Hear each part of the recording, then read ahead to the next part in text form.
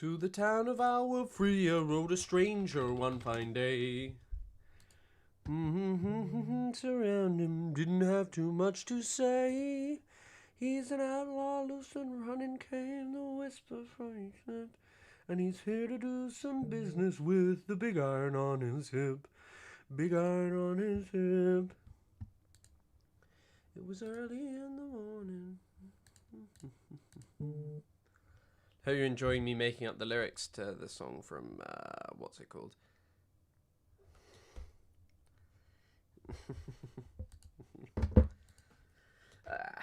Right, we move. Hi, hello.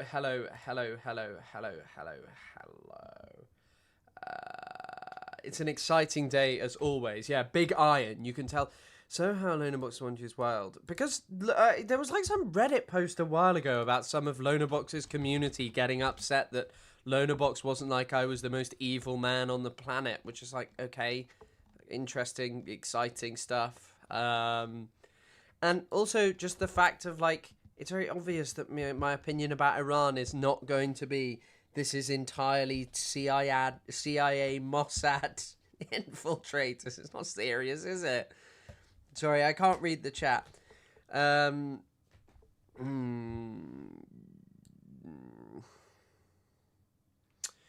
Yeah, you now got an LSF post. There's a post about me on the Destiny subreddit about October the 7th where I say if this is what it takes, then this is what it takes.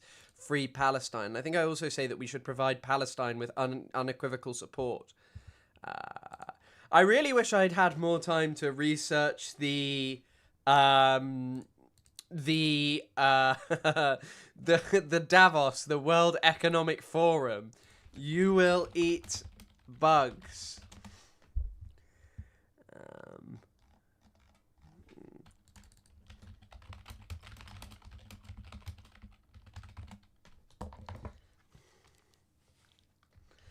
Hold on, I want to see if I can find this song.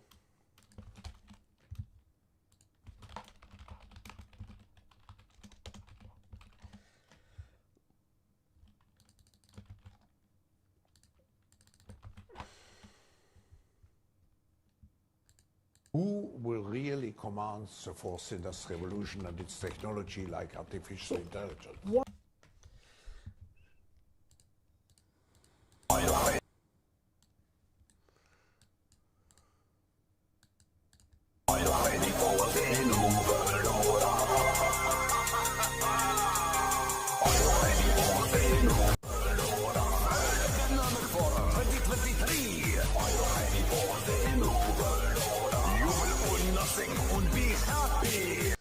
I am very intrigued by what's going on at Davos. It sounds very, very, very, very exciting. Chris got the bad empanada fit on. What, a blue t-shirt? Is that the bad empanada fit? Is that what bad empanada be wearing? This song kind of bangs. Oh, it definitely does. But I really don't know whether it's copyright. I would listen to the whole thing. But I'm tired of getting like a copyright on my stream. Michael Anthony video. It is utterly ridiculous. Hold on. Can we point and laugh at the mod's video about him saying Reddit mods should be treated like celebrities after getting... Oh, God. I mean, maybe they should be, because Reddit mods love. Excuse me. Celebrities absolutely adore engaging in scams and grifts. Maybe if he'd done like a crypto scam, people would respect him more. But thanks for the $5, Nox, and we are going to watch it. I watched Hassan watch that video. Well, the World Economic Forum is awesome, and I cannot wait for it because we're going to be eating bugs. Klaus Schwab.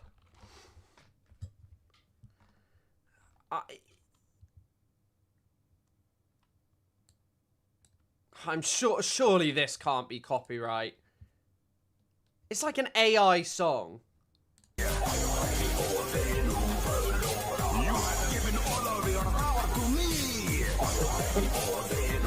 I also really love this notion that the figurehead of the World Economic Forum. Klaus Schwab is the problem here, as opposed to the fact that it's basically just a meeting of, like, the business cartel and elites. Like, it's really funny to place it specifically on Klaus Schwab. I mean, like, at the current one, what is it, Jensen Huang? Is that his name? Jensen Huang? Huang? Is that how you say it? Huang? Well, Jensen Huang, I'm going to assume, who is the CEO of NVIDIA. He's a bad man. He's the CEO of NVIDIA. So, yeah, let's see him. Yeah, I mean, that guy's haircut is crazy. No. I'm watching Taxi Tehran tonight, or Taxi by Jafar Panahi. So that's exciting. I mean, his hair is crazy. Like, we'll talk about that in a bit, but you can kind of see why these people like posting anonymous memes to take down Hassan Piker. I feel like there might be a bit of jealousy and a bit of an element of castration that they've not achieved anything like Hassan has, especially around left-wing politics, and without just being a racist bigot. So, you know. Jafar Panahi. Yeah, I know, we hit the goal. The only problem is the goal looks really fake, because at the end of the stream, it just goes uploads. Should actually be 105, not 104. But for some reason, it's not actually registering members who are, it's not registering donated members, and someone very kindly donated 20 at the end of last stream. But I didn't also, and I also didn't put in, like, the free memberships I'm allowed to gift, so I can gift you guys 10 memberships a month for free, so you can enjoy that. The clip was edited by the damned bastard that is Ethan's basement, and so it got removed from it. Davos Forum is the type of thing one would write if one wanted to make a musical adaptation of Lenin's imperialism. Like, it's so obviously evil. Yeah, I mean, but it's not just like, I think it's kind of interesting that they choose specifically Klaus Schwab. I'm sure Klaus Schwab is not like a great guy, but it's just business elites meeting up. And arguably, a lot of these people who would hate Klaus Schwab would be less repulsed and repelled by, you know, Trump's inauguration that was filled with a multitude of horrifying billionaires. Right, to cool things off, because, you know, and make sure that people are really committed to the stream, we're going to play the Wordle. We're going to have a nice little Wordle game. Prank? No, that's a terrible starting word. What do you want me to start with? I'll choose whatever comes up first.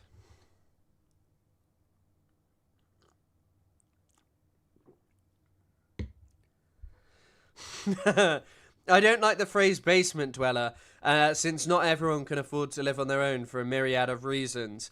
And then that mod goes and undoes it all. Yeah, I tend to agree with you. It's crazy. I'm not starting with penis. I'll start with quail.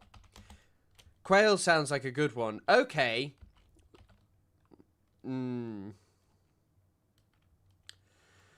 Oh.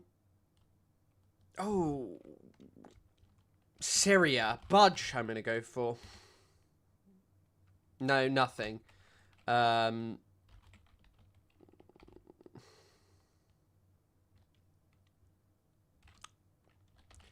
going to try something like that. It has an L in it. Sorry, that was really stupid. I've just guessed 2 words without L in it. Trevor, thanks for the gifted membership. Good. It is utterly ridiculous. Can it be, Lusty? Thanks for the gifted membership. Shout out my man. Ooh, but Elab is not getting her mod. That mod has influence, and you have hair. Who is the real winner here? /S. Yeah, I mean, he's not wrong that they have influence, but it's also funny that they just use their very powerful influence on the internet to provide a clip farm for Destiny and Ethan Klein.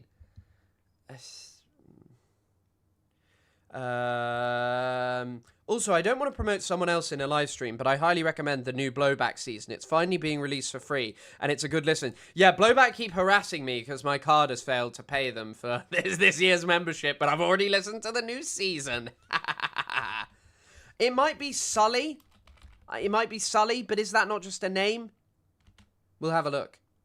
Oh, we'll have a look. Of course we'll have a look. Brilliant. Well done, guys. Well done, guys. What were your thoughts on Pillion? I've already discussed it on here. This is what happens when you don't watch the streams regularly, Tony Soprano Level. You'll never know what I think and feel about anything in my life. Getting her membership, yes. No, you guessed lusty because you're a strange, evil man, I would assume. Hold on one second. I just need to check I'm not fucking up or doing anything. Oh, I beg your pardon. That was vulgar. Have I got too many things open? Yeah, I probably do. Are you guys ready for the New World Order, though, that's about to be established? Also, I need to fix the fucking membership goal. New constituents. Like, I need to fix the colouring of the title. Repeat now. Pillion, Sully does mean... Doesn't... I thought... Oh, yeah. Pillion is a recent film about a gay, homosexual sub-dom relationship between a man and a biker, and the man who isn't a biker, and the man who's not... The biker is played by Dudley from Harry Potter. I think I may have said Neville the other day. Dudley Dursley. Kind of crazy to see what he looks like now. He looks incredibly different. And I was pretty shocked as to what he looked like. But yeah, very good film. I enjoyed it. Can you say I beg your pardon? Have you submitted your proposal for the founding of Kanzleria? Yeah, we reject Israel and Zionism. A gay homosexual. Yes, he is. He's a gay homosexual. And he is a biker, and he has a motorcycle. You are the puppet, and I am the puppeteer. Gay homosexual is what they call me. It's a new job. It's a new job that I've been working on. Hello, Mr. Oh my god, yeah, wait, actually, guys, huge update, which if you're not in the Discord, you may not have known. I have been wed.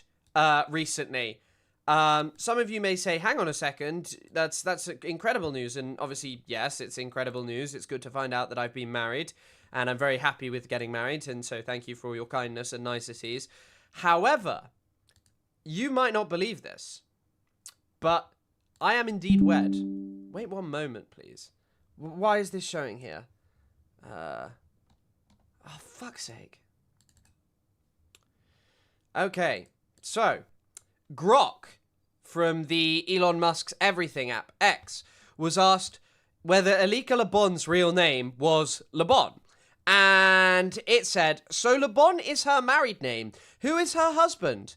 Based on public sources, Le Bon does not appear to be Alika's married name. It's often described as her professional or adopted name, possibly linked to her family history. Her husband is Chris Kunzler, a private individual. Details on their marriage are limited in available records.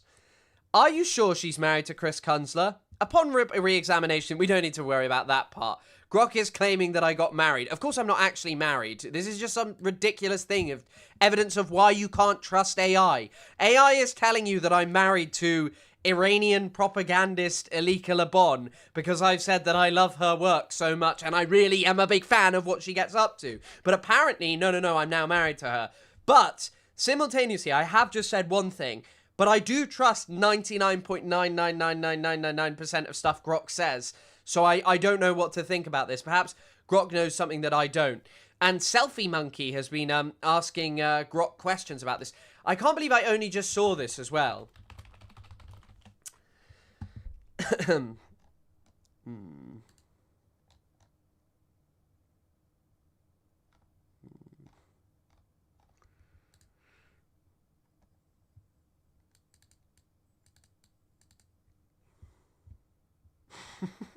The actual rest of the response is pretty funny. Upon re-examining diverse sources, including public records, interviews, there's no verifiable evidence that Alika Le Bon is married to Chris Kunzler. Some sites claim it without citation, but his critical posts about her suggest they're not spouses. Her marital status isn't publicly detailed. Yeah, I mean, it's unbelievable. It's unbelievable. But I mean, you will probably see me married to a powerful woman who's her own independent thinker, who has lots to say, and it would be stuff like this. Dear God. It is utterly ridiculous. I heard you could. Have you heard opening could go bankrupt? Good day. Wait, what's opening? What's opening? Bankrupt. Thanks for the £2. What do you mean by that? Have you heard opening could go bankrupt? Good day. Opening could go bankrupt. Opening could go bankrupt. What does that mean? I don't understand. Dear God, in the dark night of this jihadist war, thank you for giving us Jews. I am not a woman who can be comforted by dreams and hopes. I need logic. If history has shown us anything, it's that all those who waged war on the Jews ultimately perished. I don't have faith in promise, possibilities, and in the words of Doris Day, perhaps, perhaps, perhaps. But this I can say with bone-deep confidence. In Jews I trust. That is all. This is philo-Semitism. This is a very bizarre thing.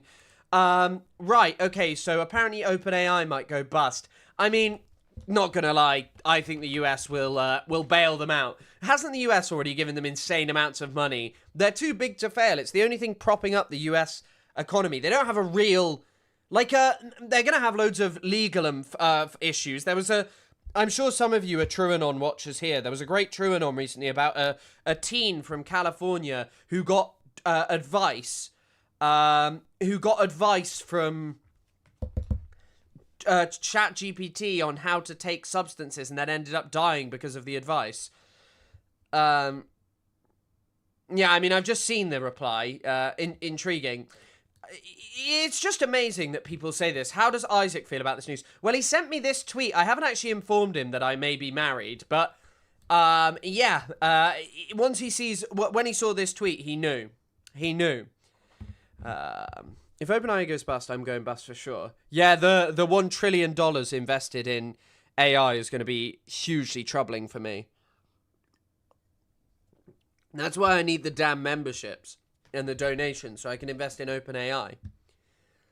It is utterly ridiculous. Ruben, thank you for the £2. Yeah, everyone else knew that it was OpenAI, which I've not seen, which shows you what I've been up to today.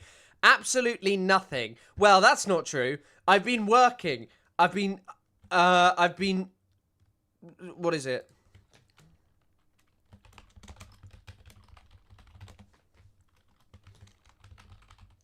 I kept learning, kept lurking, kept whipping round and working. Me pockets filled with 20 buds and GBP that's sterling. And what I was working and learning about was the neuro-Zionist movement. This autistic Zionist rejects monolithic repressive death cults for Iran. The lion roars. It is utterly ridiculous. The lion roars for neurodivergent liberation under the sun. Neuro-Zion. And then there's just loads of photos of Pahlavi and whatever this is, and people driving by, and, you know, this pro-Iran, pro-Israel protest in the UK. This guy who's the leader of Neuro-Zionist. It's also really funny because looking at this, I bet in the context of Gaza, this guy would be like, this is deeply offensive to post a new Holocaust about Gaza. But yeah, go watch Dr. Kalin and Comrade conversation about ChatGPT death. That might be very interesting. But not right now. Thanks for the donation and thanks for the $2, the $2 Canadian. What did you have for lunch today? Dan Dan noodles made by my wonderful girlfriend. They're a little spicy, but I enjoyed them. Sorry, I'm just learning about Neuro-Zion. Hello, good evening and welcome. This is a bit comes just 24 hours after I attended the protest, standing up with my Iranian friends for the freedom and liberation of their glorious Persian kingdom.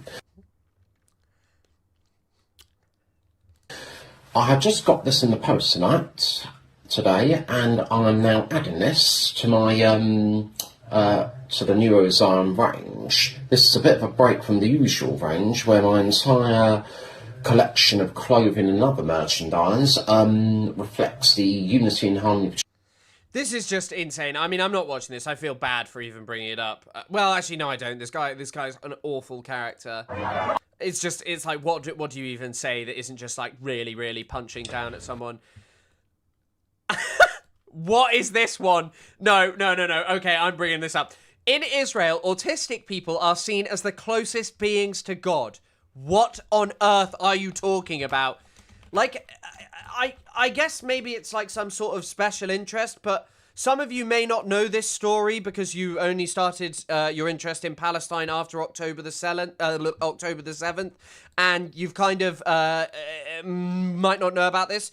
In 2020, an autistic Palestinian man who was unable to speak, he was 32 years old, Iyad al-Halak, was chased by Israeli border forces and shot, and they claimed he was holding a knife, and it wasn't true. You can watch the videos of people chasing him. It's absolutely insane, and Itamar Ben-Gvir declared him to be a terrorist. It's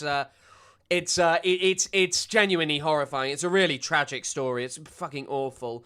How many people are asking in the polycule? Well, I mean, seemingly, you'll have to ask Grok for that, because seemingly Grok knows more about my life than I actually know about my own, because Grok has claimed that I am married. If I keep repeating things on live stream, Grok will probably pick them up. Someone was pointing this out, that if Brace Belden kept saying, if I say that I can dunk and that I'm 6 foot, Grok is going to believe it, and I think that there's a major a point to make around that. Grok says 15. Maybe. Grok speaks the truth. Hello there. Well, here we are.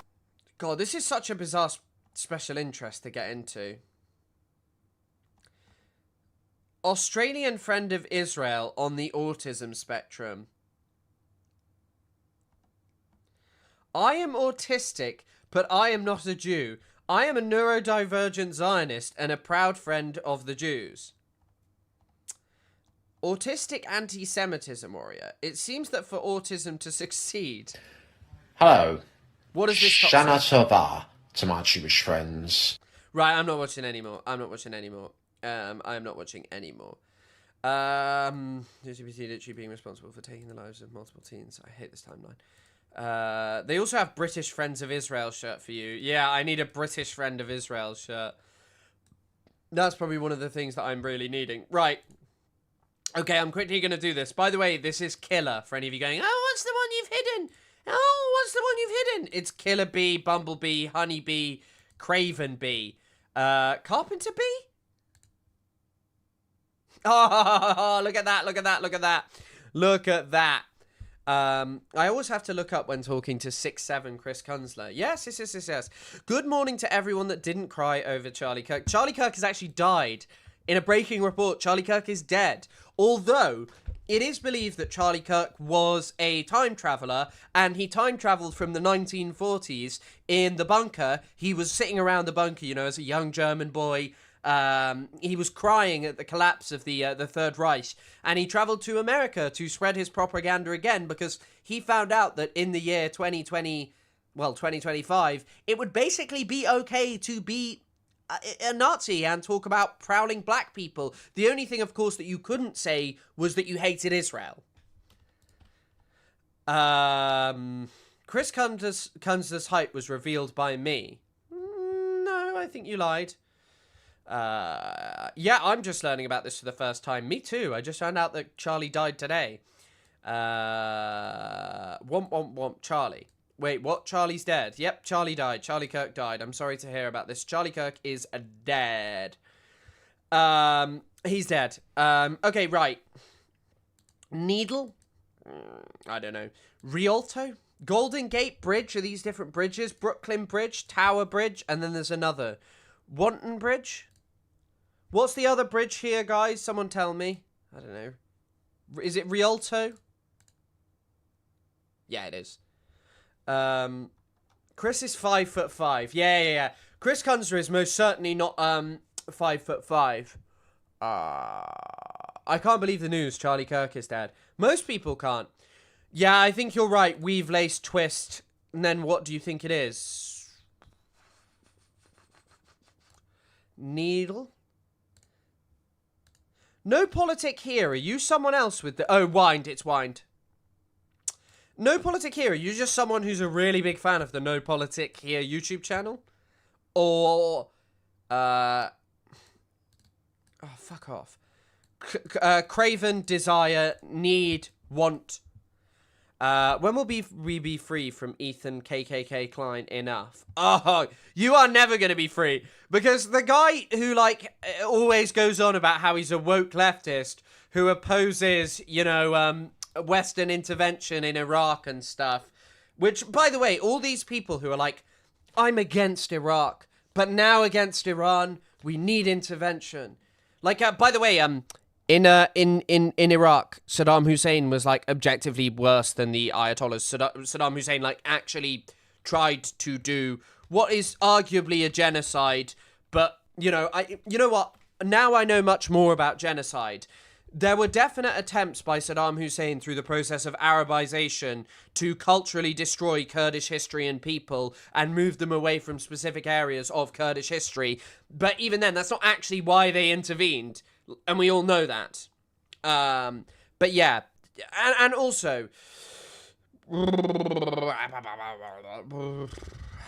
And also, another thing to say about Saddam Hussein is the intervention was propped up by, like, a lot of propaganda about Saddam being the worst guy ever. And he certainly was bad, but a German guy was one of the people, a German company sold him all the chemicals to gas people. The people who say they're against Iraq but are for Iran now 100% were for Iran back in the day. Were for Iraq back in the day. Yeah, and I mean, they'll find justifications and they'll tell you actually all Iranians support being bombed on the basis of some very interesting polling, when seemingly most Iranians don't support being bombed by Israel and would prefer some kind of liberation that came from within.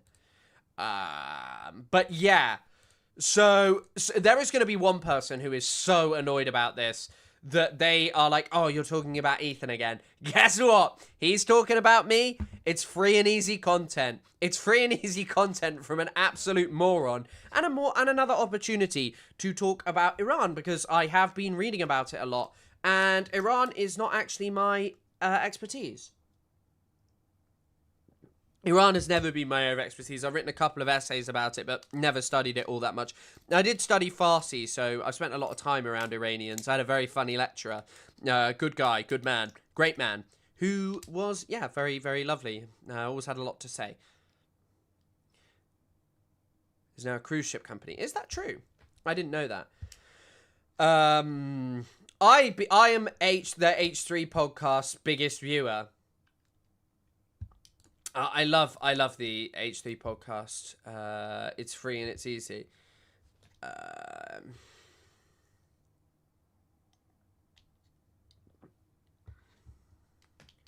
Would rather be liberated from life than not liberated. Ayatollah. Yeah, I mean, people, once again, people just think Ayatollah bad, scary man. Netanyahu is responsible for far more mass murder, and ultimately, the reason that the Ayatollah engaged in mass murder and repression is because there was an attempt to rupture his power structure. Look at what Israel has done simply because Palestinians exist in Gaza. It is trying to ethnically cleanse 100% of the population of the Gaza Strip, and it will keep on going further. It will keep on doing this with Palestinians because it does not believe that they have a right to exist. Oh yeah, mods.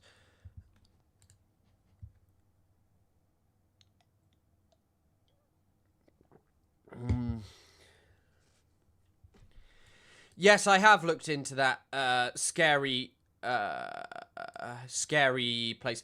Can you give recommendations on the reading of Kurdish history? Tony Soprano, lover, send the thing you kept going on about earlier, please. I can't remember the name, and it seemed very good, and I've had good recommendations.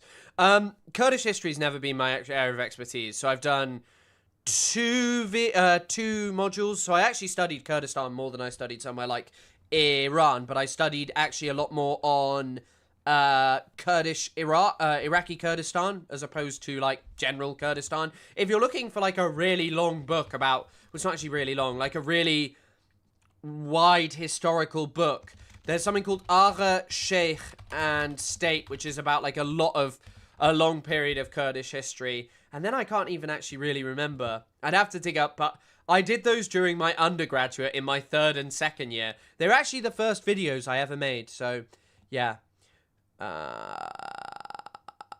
be an authoritarian theocracy that hates women for some strange reason. I mean, yeah. Yeah, of course, Saudi Arabia is allowed to exist the way it is, and it's allowed to kill anyone who challenges it, who challenges its dominance. Yeah, so it depends what you want to read about, really. Kurdistan's quite a broad thing. Kurds in Montreal. Genius, Fit-T. Genius. That is a very clever comment. I commend you for that. Okay, so if you're wondering what Ethan said about me, he called me a few names, but we'll get to what he said about me in a bit. Country, for example. He had some guy from 20 Day Fiancé on, 90 Day Fiancé on, who's Iranian and I'm sure is probably like a decent-ish person, but you know, it's always intriguing, and he was very upset at iDubbbz and Anissa. But let's just for a second listen to where I really like where this heats up. Here he is, a repugnant individual losing his viewer base. By the way, Olivia left his show. Very funny. Very, very, very, very, very, very, very, very funny. Olivia's not coming back. Who made a video? Oh, not Olivia H3. Good for her. Don't go back. Don't go anywhere near this. Although she is saying apparently she's going to be back in some capacity. Because a lot of Muslims don't have dogs. That's why you have to ask the follow-up question. Yes. Her follow-up question told you all that you needed to know. Yeah. Like, where do they keep it? I have no idea. Why? Okay, so you just don't. They actually specifically had this guy on. No. No, he doesn't have a dog, and he doesn't know people with dogs. That's all it means. What? I can't. About dog culture in Iran. That's so Okay, tell me about dog culture in Iran. Like you really, I think Iran would be a place where dogs are viewed more as like a pest and a problem, right? Because there's like, this is something that most people don't really recognize. If you've got loads of stray dogs, they're getting up to bad shit, those stray dogs. But I'm no expert on Iran's dog culture. you have to be, I have to be careful about the words. You can speak freely here. You're in America. Are you shit? But they're going to come find me and they're going to drone strike me. The Iranian government will drone strike me if I say mean things. Listen. By the way, I will say that is like a pretty foolish mistake to make, in the sense of like, the Iranian government do undeniably target people on the basis of dissent, and they harass their families back home if they can. I know people that this has happened to. They're obviously not going to drone strike you, that's an exaggeration, but they will cause problems. No, Iran literally tried to assassinate a journalist in America like a few months ago. They're always doing that shit. And if he does have to go back to Iran, the fact that they're just like laughing at him, being like, I have to be careful what I say, because in Iran, if they see this and I go back, I could be arrested. Yeah. True. Real fear. And they're just laughing about it. No, they'll beat him to death. I mean, it's a possibility, right? He's... They'll beat him to death in Iran. I have no doubt that that there's a chance that the Iranian government would engage in violence against him, but beat him to death is quite an interesting one. Quite an interesting point to make. Especially when Palestinians speak out against Israel. Look what happens to them. They get murdered and then they just deny it. And also, by the way, like Ethan has regularly displayed this level of ignorance about Palestine. He said journalists don't get killed. He's planning on going back, potentially, okay? And if he wants to travel back, he's got to be careful with what he says. But I mean, that is the truth. Why are you saying it like it's irony? That's actually the truth. What exactly do you think Iran is ridiculous. Like, does he think it's just like a liberal bastion of, like everywhere is just Western like liberalism? It used to be when the Shah was in charge. Check. I really forgot when Iran was a liberal bastion under the Shah. By the way, not true. Under the Shah, Iran was not a liberal bastion. At one point, the Shah wrote a book. Which is called Mission for My Country. And in 1975, the Shah's book had to be removed from the shops by his own police forces because his book made outdated statements about freedom and democracy in his country. He set up a unitary party where he said if you weren't a member, you got expelled, or you also got you would be like interned and tortured. The Savak was absolutely huge. I think it's, hold on. You can obviously check out the No Politic Here podcast with me and Isaac if you want to learn more about this. There's a lot of Iran stuff, and there'll be a new episode this week. So the Savak was built by Norman Schwarzkopf, whose son was a key figure in Operation Desert Storm, the 1991 invasion of Iraq. But apparently 1 in every 450 men in Iran was a Savak informer. Some rumors of 1 in 10, but it was inflated. They engaged in summary torture, executions, they banned the press, they had a unitary party system. It was not a bastion of liberal rights. Olivia was still complicit in H3 schemes. Yeah, I think if you've been there for any point over this amount of time, you are complicit in H3 schemes. Everything is H3 scheme these days. He be scheming. My favourite scheme was, we'll talk about it in a second. My favourite scheme was when he decided to save his reputation by making a TikTok saying that he liked me. And then yesterday he was like, no one likes this guy. This was just... Hold on. Loading. BBC.com. Loading. We load the pages. What is going on here? We load. 2 convicted in murder for hire plot for U.S. Iranian journalists. This was from March of last year. They actually do try to assassinate people in America. Dumbass. Literally know nothing. Oh. Are they going to check But also, your wife has just said that Iran was like a bastion of liberal democracy. Does he say what he's afraid? Like, does he I mean, there's other things he could be talking about. Just in general, like speaking that way. Like, I know there's stuff in like, there's a bunch of people in Dearborn I would love, like, our content fucking farms, like, would be so good to talk about on the show, but I'm afraid to because everyone knows everybody, and it could get shit, shit could happen to my family because of it. So I don't know what, it could be That's probably level. valid fear, too. Yeah, that too. His family is probably still there, so... They look like they've been on a 2-week break doing nothing, relaxing in their multi-million-dollar house. They look like 2 people who've just returned from a break. They are looking healthy as anything, as always. Yeah, that's... Gallia's just said, and that's right. His family is there, and they could be targeted. Exactly, yeah. He just says he needs to be careful what he says. And I mean, the implication, it's like obvious, right? For many reasons. Right. Social media history. So this is just so... And trying to be not racist, they're actually being so unbelievably chauvinist. It's really funny. This is also the way that he now talks. Oh, they're being so chauvinistic by trying not to be racist. Oh, genuinely, shut up. Shut up. And racist and bigoted. It's truly remarkable.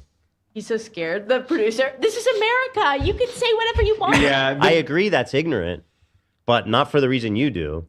It's because he still needs to be careful what he says if he goes back to Iran. So I just also wanted to speak about something.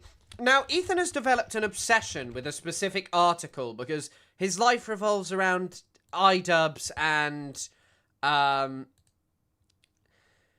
his life revolves around iDubbbz and... being upset over everything iDubbbz does. Iranian women can't put... So this is him reacting to some probably old clip of Hassan. Post TikTok dances? What?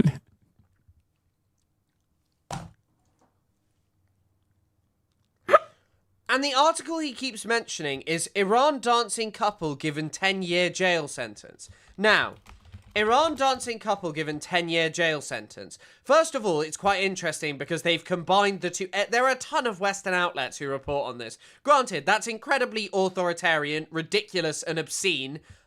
This is something, by the way, though, that is regularly perpetrated by our allies. Like, allies in the region are always getting up to this kind of stuff. Like, it wouldn't surprise me, like... Saudi Arabia, the UAE are imprisoning people for the most insane shit that you could possibly imagine. Bahrain, tons of countries. Egypt, too. Now, all of these articles just appeared in around January 31st, February 1st, 2023, and they definitely do combine it. Dancing pair for 10 years. you would think that that means that they were jailed for 10 years. No, they were jailed for 5 years each. Again, still repressive and authoritarian. Now, the name of the lady is Astiaz Harhi? I don't know how. I'd have to see it in Farsi to try and even guess how to pronounce it. Now, this is definitely her, because if you look at her pictures, here's her Instagram. She left Iran. She's an Iranian dissident, blah, blah, blah. Anyway, okay, let's scroll down.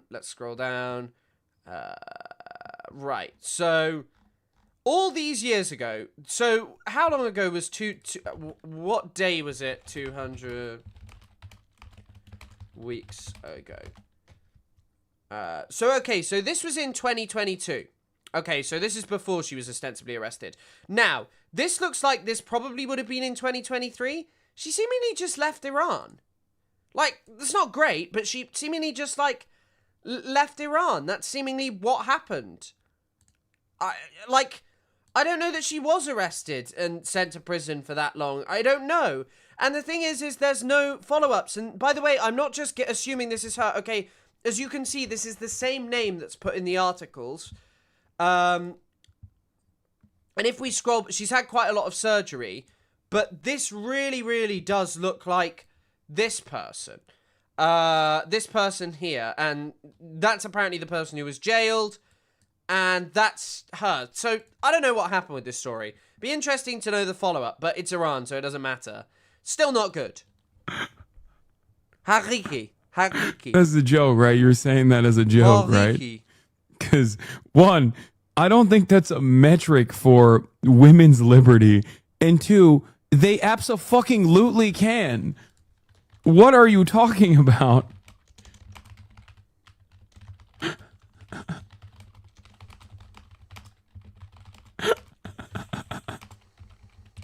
What is the... Well, by the way, I spoke to some people in I spoke to some people in Iran, and they've told me, like, oh, if you get caught doing something what you're not meant to, generally they'll just tell your parents and expect them to discipline and punish you. But I'm sure that that's not always applied the same way, and that it's just down to the discretion of corrupt individuals, which is not a great thing.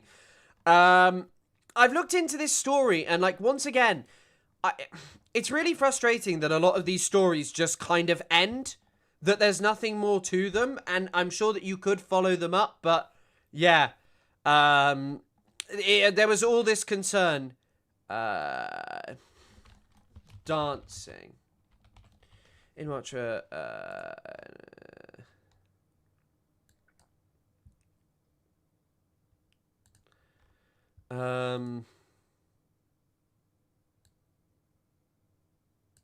Oh, so wait, they were forced to do an apology. By the way, not a good thing. This is the closest thing I've got to this is or the place I've found this, or how I've got here, is Euronews. Euronews say 5 teenage girls in Iran danced to a Selena Gomez song in a TikTok video which has gone viral. They were detained by the repressive police force as the Guidance Patrol and reportedly forced to record an apology video repenting for their actions with their heads covered. Still not great. Like, it's not great, but it's just interesting that, like, I don't know, it's just so hard to find any fucking follow-up on any of these articles. But that's not to credit people who don't let you do that kind of stuff. I think the Galdem should be allowed to dance to Selena Gomez. I like her. But yeah, it kind of paints a different vision of what's actually going on there, when no doubt the government is repressive, but yeah, and he just doesn't fucking like make a nuke, man. He doesn't like that the notion that Iran should have links, and then he's put on the Schindler's List piano cover. To our non-Iranian friends, we don't share these stories to disturb you. We share them for awareness. Didn't he call people in Gaza being killed and people sharing that pornography, and has basically literally gone and aided and abetted a long-standing practice, or a very prevalent practice at the moment, of, like, powerful Zionist figures in Western societies, Western countries, like the UK, like the US, using our court systems and their vast wealth to harass and target activists. Like, it's not an insane thing to say. Like, you did that, bro. And you also never post like this. Bro, why are you sharing gore porn? Why are you sharing gore porn, as you called it? If one day you learned that I was killed on the street, you would feel shock, grief, disbelief. Please know this is the people being killed in Iran are just as valuable and just as loved. This is, of course, true. The only difference between me and them is luck. I had the chance to leave and start from zero. They didn't. I could have been one of those 20,000 names. It's really interesting that he's taken up this cause. Because, by the way, if you're wondering what his political opinion is, he actually desires American, Western-backed intervention in Iran.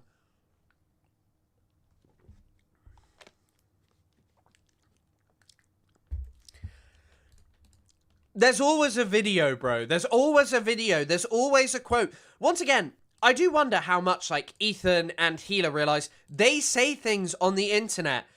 Like, just because there is this deranged group of people who hate Hassan Piker, bigging them up and constantly making them feel good because they get some likes on a Reddit post, and Hassan is hated by a litany of really horrifying people on the internet, and it makes them feel better about their crusade and their campaign. These people do not care about you. They don't like you.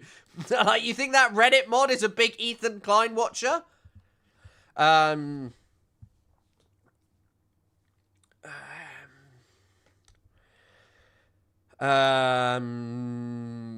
He hasn't said shit about stuff going on in the US. Why is he just... The only thing he's talked about with the US is using it to talk about Kamala Harris, because once again... to talk about Hassan and Kamala Harris, because once again, for Ethan and all these people, they don't really care about politics. They just care about their deranged campaign to make Hassan Piker look bad. That's worse. That's not much of, like, chaos. Invaded because they knew what they wanted, and there was nothing down. So this is them talking to 90 Day Fiance man, Mahdi something. There that they were oppressing. In Afghanistan, they were oppressing the Taliban, so they come after that. In Libya, they have like so many so many cults that are just like fighting with each other. And Gaddafi, as soon as he was gone, all the wars were just like back on. But in my country, it's so different. I think. Ironically, this sounds intriguing. Yeah. And that is one reason I just wanted to know how you think about it as well, because it seems that the U.S. is trying to attack the regime based on the things that I see on the map in terms of their military bases and stuff. But I wanted to know what you think about it. About what specifically? Like the U.S. attacking the regime. I think the world would be, across the board, would be a better place for it. Why do you not think October the 7th? If you think Israel did genocide, why? Reason this. If you think Israel did genocide, something you say you do, if you think that they are doing ethnic cleansing, what is your justification for not backing unequivocally October the 7th and militancy against the state of Israel? I would really, really, really like to know, because you could say, well, they're evil, monstrous jihadists, but the Israeli government has religious zealots of the same, of actually a far more barbaric ideology, in the sense that they are having the power and absolutely no restraints on acting that out over the last 2 years and for decades. Tied to a tree on stream last night, and his guest looked extremely uncomfortable. What? Why did he show a person tied to a tree? Jesus Christ. But also, simultaneously, like on this topic, you couldn't use the justification of civilians being killed, because in Iran, civilians would be killed for that bombardment to happen, right? Like, we already know that would, but you and your wife supported it. Everybody, the people in Iran, especially the people in Iran, these guys need to be held account. It's like you said, it would be such a shame for all these people to die and for nothing to change. So I'm personally in favor of intervention for the people of in Iran. And I think it's overwhelming from what I've seen. The people, the Persians that I've seen, that I've talked to, seem to overwhelmingly support intervention against. This is such an insane statement to make. So, actually knowing the answer as to what Iranians think about being attacked by Israel and America is pretty hard to know. Now, there's this group called Gaman, which is like the group for analyzing and measuring attitudes in Iran. Now, I just want to see if they put their methodology. Hold on. Section 2, methodology. The survey Iranian... It is utterly ridiculous. So it was conducted, blah, blah, blah. This survey was carried out online using a specialized and secure a platform for sampling. Gaman has employed innovative methods to systemically and scientifically measure and record viewpoints and opinions that, due to the nature of authoritarian regimes, cannot be measured using conventional survey methods. The online questionnaire reached diverse demographics and groups across Iran. Random sampling via the internet, popular internet censorship circumvention provider Siphon VPN. According to the latest statistics, according to the latest statistics, 80% of population are internet users. Blah, blah, blah. These internet users utilize internet censorship circumvention tools. Between 5 to 11 million in Iran use for Siphon. Distributing the survey through random sampling among users connected to Siphon mitigated network biases, i.e. the likelihood of participants sharing similar views with the organizers. Moreover, the internet shows that about 55% have blah, blah, blah, blah, blah. This means random sampling via the internet and internet censorship cover a broader range of society than telephone surveys can. Basically, this is not a great survey. Posted a video in Discord in stream suggestions, refires in southern Chile. Oh, maybe I'll have a look into that. We got a lot to cover today. But thanks for the donation, Thomas. Thanks for that 5,500 Chilean pesos. And hello, Raim Leah. But yeah, so there was an interesting article that I watched about this by... Now, I'm not sure this is the greatest thing. They seem hyper critical of the Islamic Republic. Maybe someone will tell me otherwise. But basically, they talk about Gaman snowballing. So it apparently uses something called online snowball. And how it works is respondents are recruited through social media, then asked to share the link. The sample grows like a chain of acquaintances. This is not probability sampling. It is self-selection. Now, I don't really understand what they're talking about here. And also, this would basically make it impossible to survey people who support the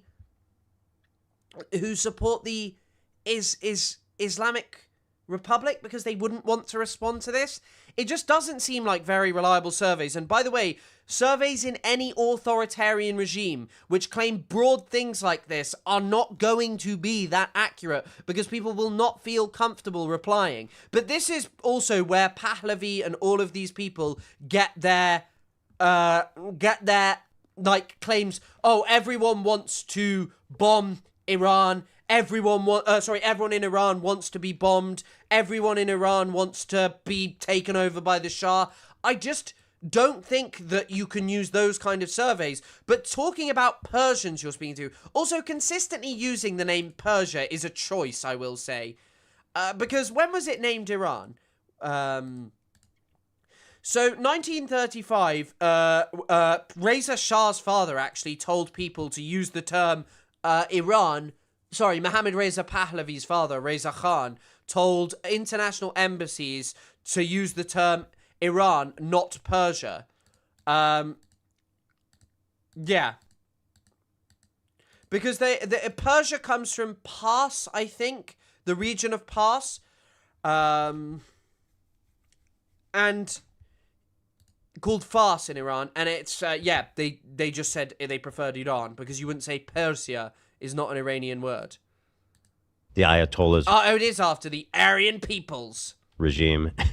And I personally think that it would be a good thing if it happened. But I mean, I'm really curious what you think as well.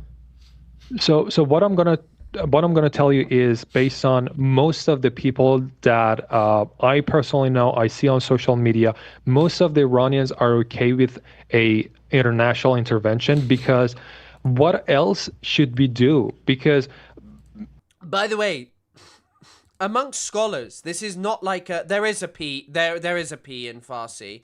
There's not in Arabic. The other thing about this is just some guy from 90 Day Fiancé. I'm sure he seems all right, but he's not necessarily like an expert in this kind of stuff. Like, sure, he's from Iran, he's lived there. You can make the choice to get on someone who's an academic who knows more about this, but, you know, you'll just choose to get on someone who agrees with you largely. I guess there's the context of, like, hating IDubbbz and Anissa. like you need to know that we have been having these protests for years. The first one started the year that this regime started, 1979. Women had a protest because before that Khomeini said you can have like anyone can have like a free hijab. You don't need to wear your hijab. But after the revolution, he lied. That we started from there, and coming to like 2026, we have tried every single thing that we could. We lost 12,000 just in 2 days. And like, what else should we do to get rid of this? Matt Fry from Channel 4 News said when he Matt Fry from Channel 4 News when he spoke to Iranians during the 12 Days War, that what he found was that most of them were not happy with being bombed by Israel. Regime. And not only that, it's not about us. As you said, the world is going to be way, way more peaceful if this regime just like think about their own people instead of like their ideology of like removing another country, just like having more power in the region and stuff. You know what I mean? So what I'm saying is most people, it's really sad that most Iranians are trying to have like their country be bombed by another country. It's mostly because, one, we are already invaded. Like militias from Iraq are there. Like we're literally invaded by other countries' soldiers, and we do not have any guns. That is one point that I love this notion that you've been invaded by other countries' soldiers. If there's military intervention, not only will you be invaded, you will be invaded permanently. The US will set up a military base in Iran, 100%. Is it probably countries... I'd assume places that don't have one are like Yemen, US military bases, Middle East. I mean, obviously, I don't know if Oman does because it has a huge British base, but there probably is one. Right, let's have a look. Yeah, pretty much every country, including according to the Council for Foreign Relations, which is my #1 source for everything. Pretty much every country in the can we just talk about this? Can we just get my fucking god? I'm gonna have to move my camera. Okay, I'm hiding myself. Pretty much every country in the Middle East has a US military base. Is that okay? So orange is other site with US military presence. So Saudi Arabia has 2. Look how many are in fucking the Persian Gulf. US-controlled base in operation for at least 15 years. Oh my god, look how many are in Kuwait. There's one in Qatar. That's Al Udeid is probably there, I think. Then the UAE has one. Oman has a British one, I think. I think Oman's is just the British one. I don't actually know. Djibouti has one. But yeah. So, you know, you will permanently be invaded by the US, and you will have to host a US military base. You will have no say over that. It is utterly ridiculous. Because Donald Trump is known for his charity and lack of self-interest. Yep, he is. Yes. He's a very nice guy. And yeah, I do get paid to do Qatari propaganda. I get paid to do Qatari propaganda to say, actually, there should be more military bases, US military bases in the Middle East. I mean, look, the Islamic Republic is definitely an incredibly repressive government. However, simultaneously, what is hoped for by the US is not freedom for Iranians. It's just not. It's just objectively not. And if you look at most sober analysis on all of this, it's like, hey, it doesn't look this way that there's just going to be freedom achieved instantaneously by a bombardment. Piers Morgan was debating John Mearsheimer last night about this. Although Piers Morgan wasn't doing that because he's in hospital because he fell down some stairs in a London hospital and he broke his something or other. He broke his femur, I think, which is a really bad thing to break, so poor Piers. But yeah, he was talking about it and he was like, oh, it'll be just like Syria. Syria happened really quickly. And it's like, hang on a second. Syria took 15 plus years, almost 14 years, really. It took a heavy amount of militancy, the vast destruction of Syria, and now very serious questions about whether the country will ever be united or not divided amongst sectarian lines. There's literally huge fighting breaking out right now. we definitely need to think about, because people say, oh, if you have like a international intervention, you're going to be like Syria, you're going to be like Libya. Those countries, Afghanistan, Syria, Libya, they all have guns. There is no guns between us Iranians. So after there's no what? The regime change, nothing's going to happen there as long as, because people inside, they know what they want. Most people who are protesting, they're calling for one name, which is Reza Pahlavi. So what? Your regularly scheduled Qatari check is here. Thank you very much for the €2. Hell yeah. Piers Morgan said Syria was very quick. No guns. Yeah, I mean, very interesting. Very interesting, this notion that that's going to happen. He actually does not. He actually always says that he wants democracy, and he wanted a democratic, like a government. This is not someone who knows anything about Iran. Bringing them on because they agree with you is a pretty crazy thing to be getting up to. But, you know, to each their own. Well, not to each their own. Fuck Ethan. And after that, after those like 2 or 3 years that we can just like set the country, people are going to have like a vote if they want a monarchy, if they want like a democracy or something like that. So this is I'm telling you this because you can. But it's very obvious that Pahlavi was not democratic, but yet you guys whitewash him. Not compare Iran to Libya, Syria, Afghanistan. You should compare Iran to Japan, South Korea after. Do you know, apparently, actually, there are only 25% of countries since World War II have transitioned from an authoritarian regime to a democracy, is what I heard Adam Tooze say. The U.S. interventions, all these countries are doing good. What? That's not really very literate. What was the prerequisite of what was the prerequisite of South Korea doing good? You have 2 reais for your Brazilian Qatari agent. Thank you very much for the Brazilian reais. I don't know how you say that, but thank you. Because they knew what they wanted, and there was nothing down there that they were oppressing. In Afghanistan, they were oppressing the Taliban, so they come after that. In Libya... What are you talking? The Taliban came back. The Taliban are back in power. What's this? I'm not sure, like, just bringing on anyone who might know, like, the tiniest bit about Iran because they've lived there and might be able to tell you actually interesting things about life in Iran is necessarily an expert or even has much literacy on the history. Most people don't know all that much about Britain's history apart from misremembered fragments. You know, like a British person I wouldn't trust. There are many non-British people who know amazing things. Hold on.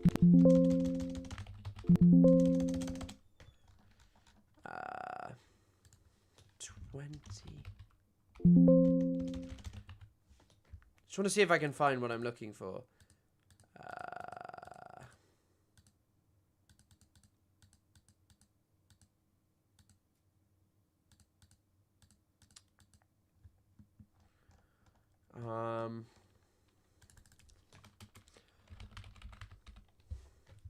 Here we go. Right. Okay.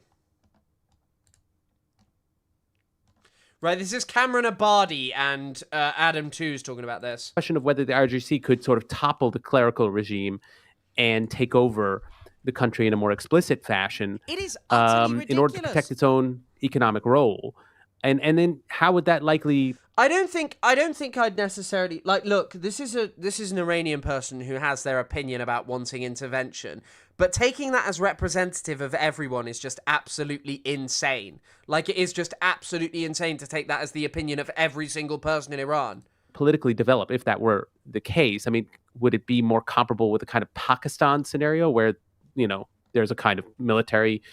that is maybe more pragmatic, taking charge, maybe willing to seek rapprochement with the U.S., or is this more a scenario that we should envision as a kind of North Korea scenario that's been described in some sectors, you know, a kind of military-dominated regime that's even more isolated than Iran has been? Yeah, I mean, it's a fundamental question, isn't it? And apparently political scientists who count these kind of things say that in only a quarter of the instances where an authoritarian regime has collapsed since World War II, has the result been the emergence of, a law-bound, rule-bound, pluralistic democratic system. 3/4 of the cases transition to another type of authoritarianism. And there's presumably the halfway house. It is utterly ridiculous. River One, thanks for the 5 gifted. Good to see you. We need to get something organized again still. Always good to see you. Thanks for the 5 gifted, man. Is like the Egypt. So it's only a quarter. Like when people say, oh, okay, no, it's going to be American interventionism will bring about democracy 100%. That is not serious. That is not serious. Elab, your dreams are never happening, I'm afraid. I don't think. They have like so many so many cults that are just like fighting with each other. And Gaddafi, as soon as he was gone, all the wars were just like back on. But in my country, it's so different. I think we're going to have a really peaceful Middle East after this regime is gone. That's true. I think people. I just like this. Just that's true. That's what's gonna happen. That's what's gonna happen. There will be real peace in the Middle East. This is not like guaranteed or anything. This is a time of uncertain change, and anyone who is just like, no, we're gonna get peace, democracy. Pahlavi's bringing that. Is a joke. I don't think Pahlavi inside actually has anywhere near the motion that people claim. Who say that know that. People like Hassan, who are pro-regime, because they're like this leftist that hates American Israel. They say that just as some kind of cover. Iran is so different. I mean, if you look at a place like I'd like to hear an explanation as to why Iran is so different. Syria, it's a lot poorer. It's a lot less developed. There's What? What do you mean Syria's poorer and developed? Wait, Syria GDP 2011.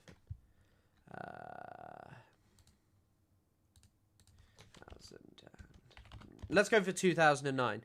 54.11 billion US dollars was approximately the GDP of Syria. Although GDP is not a great way to measure things, apparently. Of Iran, 2011. Iran will most likely have a higher GDP, right? Because it has a larger population. So I guess this isn't like a great way to sort of measure it. But like, arguably the two countries are pretty different in the sense of like, Iran has an even bigger population. Who knows what's going to actually be the outcome? And new members, enjoy your emotes. And I don't know how Syria was less developed in any capacity or why Iran is more developed than Syria. Already like roaming gangs and a touch of like chaos there already. But Iran is like an established, you guys have a lot of resources, a lot of industry, a lot of, like it's a developed country. What? Exactly. You're just saying things. You're just sort of saying things. You don't know these. You have no certainty in what you're saying. I'm no economist, and I'm not going to sit here and pretend that like I'm not going to sit here and pretend like anything about like like I'm an expert in the political economy of Iran. Well, actually, just the economy of Iran in like 2011 and the economy of Syria. But like a lot of the questions going for Iran and like the problems that Iran are actually facing pertain to like things like, okay, the oil bust. Like oil busted in the 2010s. It's not been a good moment for many high oil producing countries since. And like Iranian industry has been destroyed heavily by sanctions. Because did you know, by the way, if you go to Dubai and you buy any locally manufactured handicrafts there, they're generally not actually locally manufactured. They come from Iran because Iran do have a lot of skilled people who are very good at making like ornate sort of gifts and rugs and things like that. So shout out to the Iranians for that. But just this notion that it's way more developed than Syria, I don't know what that comes from apart from a strange belief that Persia, king of civilization. Yeah, and we're just like, we have all that, and we're being oppressed, and our money is just like being used in other areas that the people do not want to. They're taking money and sending it to the most evil people in the world.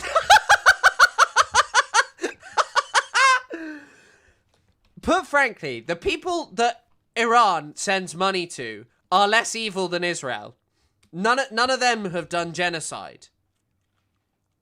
The people who Iran sends their money to are not doing genocide. Like, look at your own country, man. Look how poor and increasingly depraved, like, your country is becoming. Like the US, and who are they sending your money to? What, the UAE? Sisi in Egypt? Oh, great, they don't send it to Iran. They're great. Well, I guess they're not actually sending much. They're receiving money and they're inflating the UAE.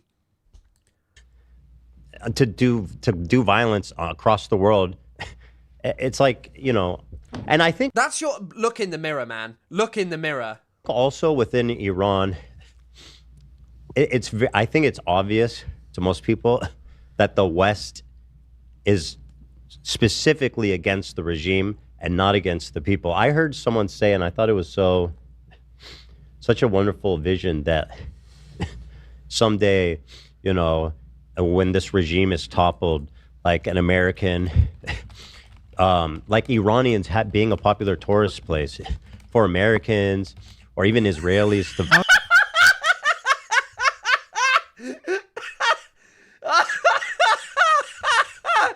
Israelis need to go on holiday.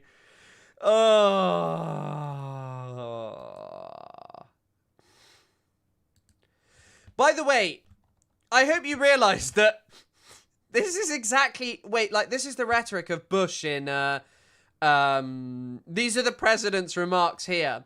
Afghanistan's people have been brutalized. Many are starving and many fled. Women are not allowed to attend school. You can be jailed for owning a television. Religion can be practiced only at their leaders, as their leaders dictate. A man can be jailed in Afghanistan if his beard is not long enough. The United States respects the people of Afghanistan. After all, we are currently its largest source of humanitarian aid. But we condemn the Taliban regime. It is not only repressing its own people, it is threatening people everywhere by sponsoring and sheltering and supplying terrorists, by aiding and abetting murder.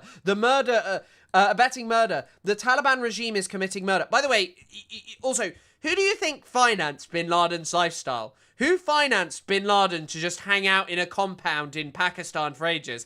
Any guesses? Because it was Saudi Arabia. The Saudis just loved giving money to bin Laden. Bin Laden was from Saudi Arabia.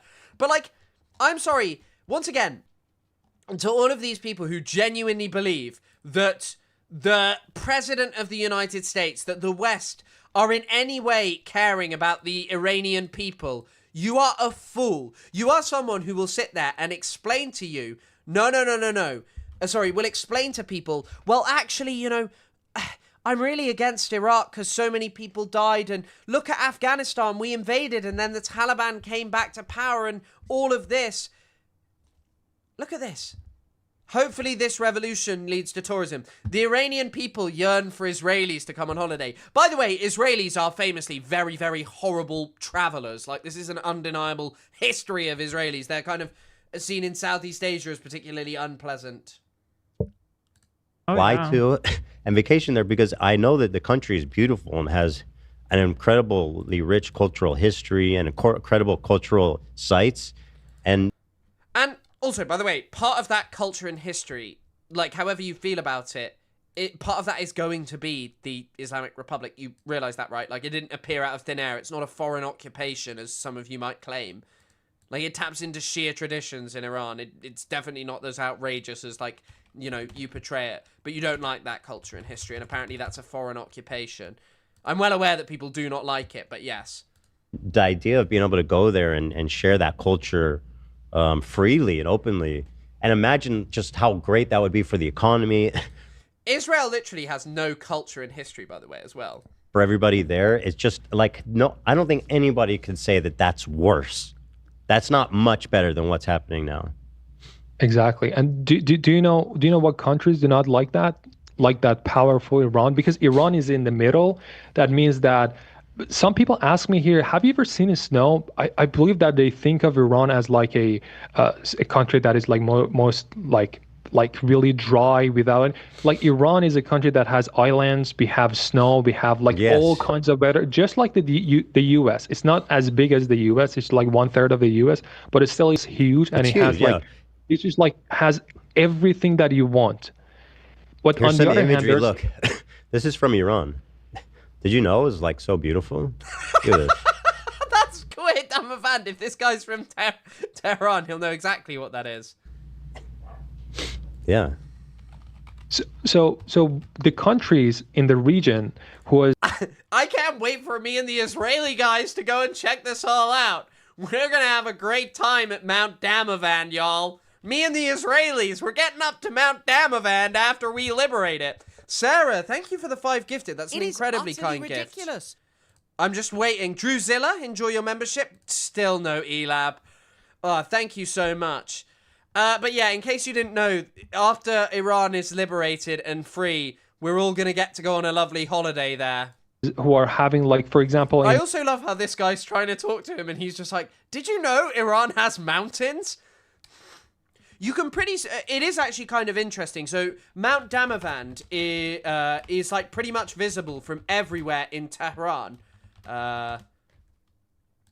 Like there'll be certain places obviously where you can't see it, but like it is it is like a wondrously beautiful thing, and he is correct in the sense that Iran is like a very, very, very diverse place. Himbo Tech, thanks for becoming a member. It is utterly ridiculous.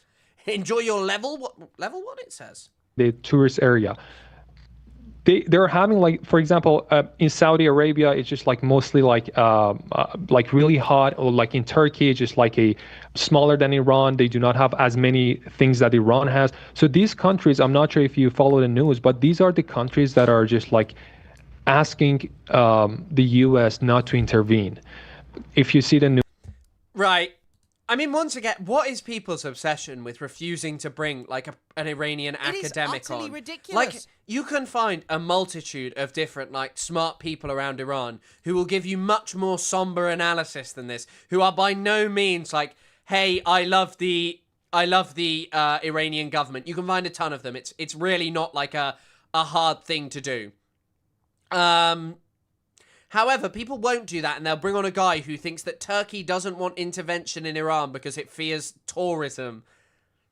Like, what are you even talking about? For Europe, Turkey's just easier to visit for a lot of people. Turkey is also Turkey is also a transit country if you're trying to go to Tajikistan, like I was. Like, you know, it's a great place that's kind of in the middle between this and like lots of places in Central Asia, and so a lot of people stop over there. There's a lot of business in Turkey and stuff like that. But the reason they don't want intervention, and the reason they're lobbying not for intervention, is much more revolves around like what could come next, and the fear that Iran will be destabilized, and then what? You have to invest for years trying to support a specific movement there that the UAE might not agree with.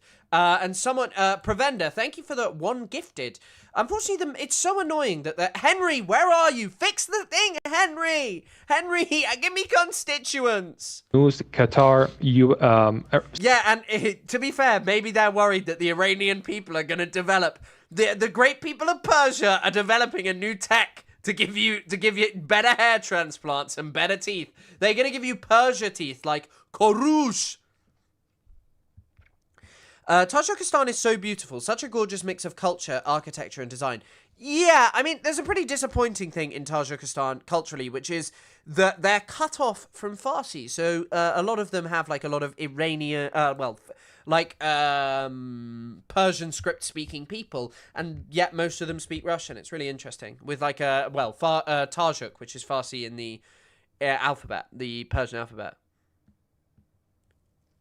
Saudi Arabia, Turkey, these are the countries who are just like keep trying to the U.S. not to intervene in Iran. And I believe they know that when they like a strong Iran. Wow, Silent Side, thank you for the incredibly kind donation. Ethan refused to discuss the foreign policy impact / global capitalism argument in his debate with Hassan, and this is why.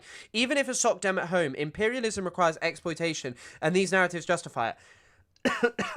I was in Dushanbe. Yes, I will answer that now. Yes, I mean, of course he's not going to adjust it. Because, like, it's always these fantasies of just the perfect thing will come out of it.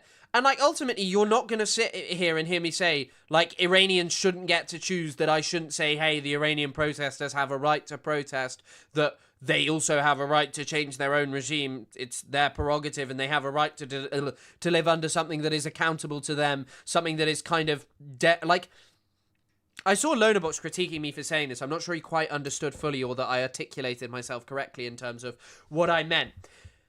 when I was talking about like liberal democracy is hysterical in the sense of like we're meant to have something accountable, but we pretty much can't vote for something accountable. There are obviously benefits, right? And like I like the fact that I can speak without fear of being hunted by the regime, although there are a lot of constraints and preventions around my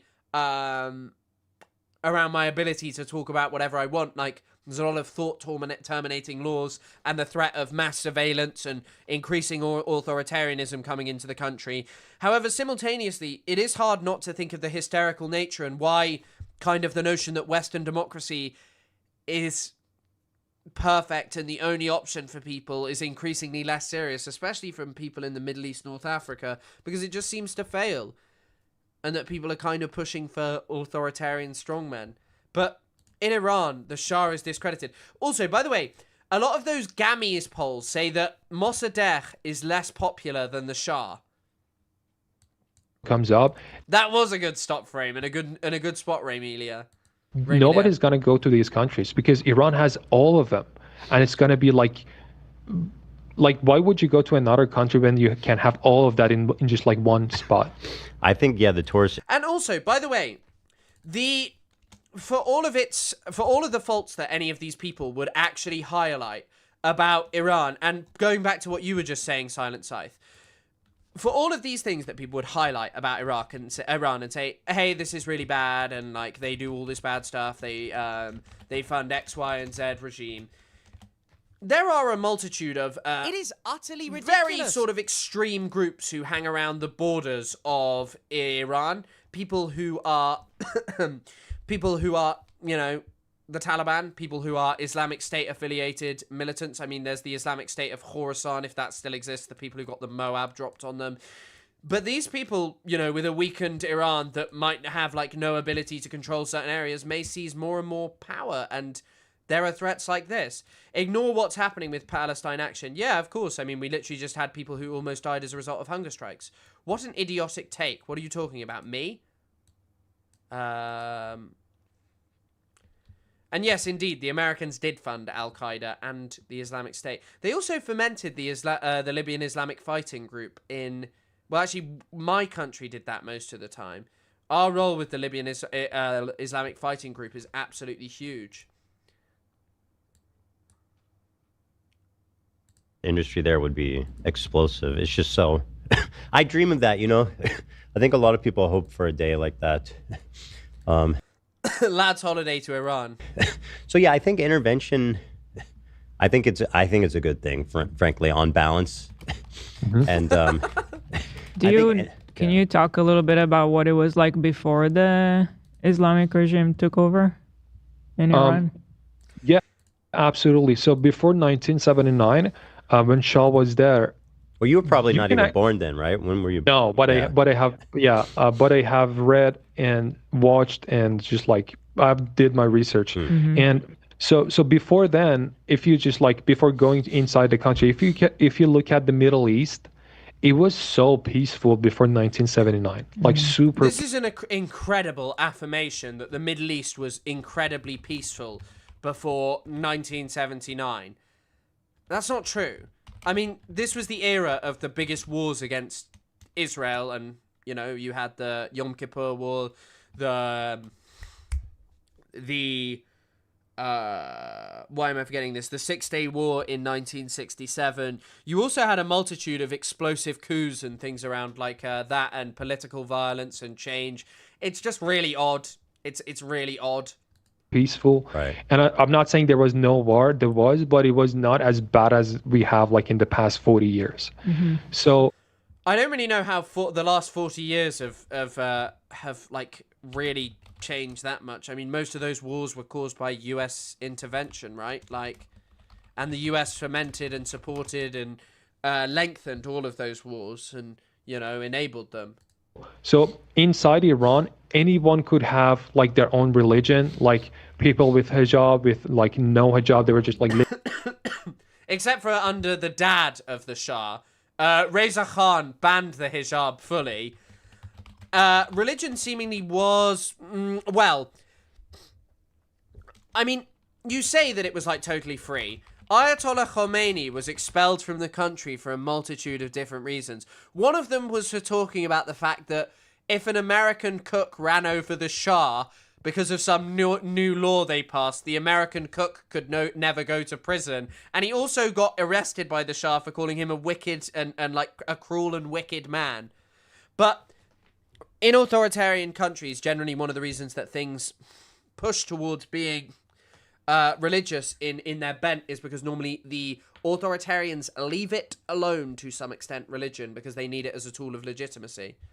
Living together really peacefully, but again, this guy Khomeini comes and says, "Oh, we're gonna give you like free houses, free like water, free electricity. This country is so powerful and strong. You need to just like take it from this monarch and just like give it to the people." And people actually, when I say people, the only like the amount of people that had the revolution was like 3% of the whole population. Where has that come from? Where has that come from? Population of Iran, 1979. Okay, so there were 38.4 million people in Iran in then. How Many Iranians were on the street when Khomeini arrived?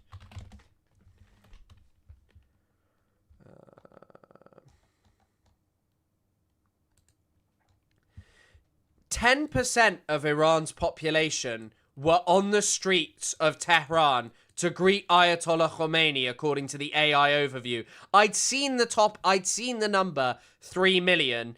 5 million might be high. Some say apparently 5 to 10 million. I mean, if you look at the photos, they are like unbelievable. Like the scenes of how many people were just on the streets to touch Khomeini. Like, look at this. Oh wait, this is fucking AP. They'll probably copyright me. I really wish there were more videos of it, but there were huge things. Like, this guy has just pulled things out of his ass. 10% of the population, or around 10% of the population, maybe 8-9% of the population of Iran, were literally just on the streets of Tehran to greet Khomeini.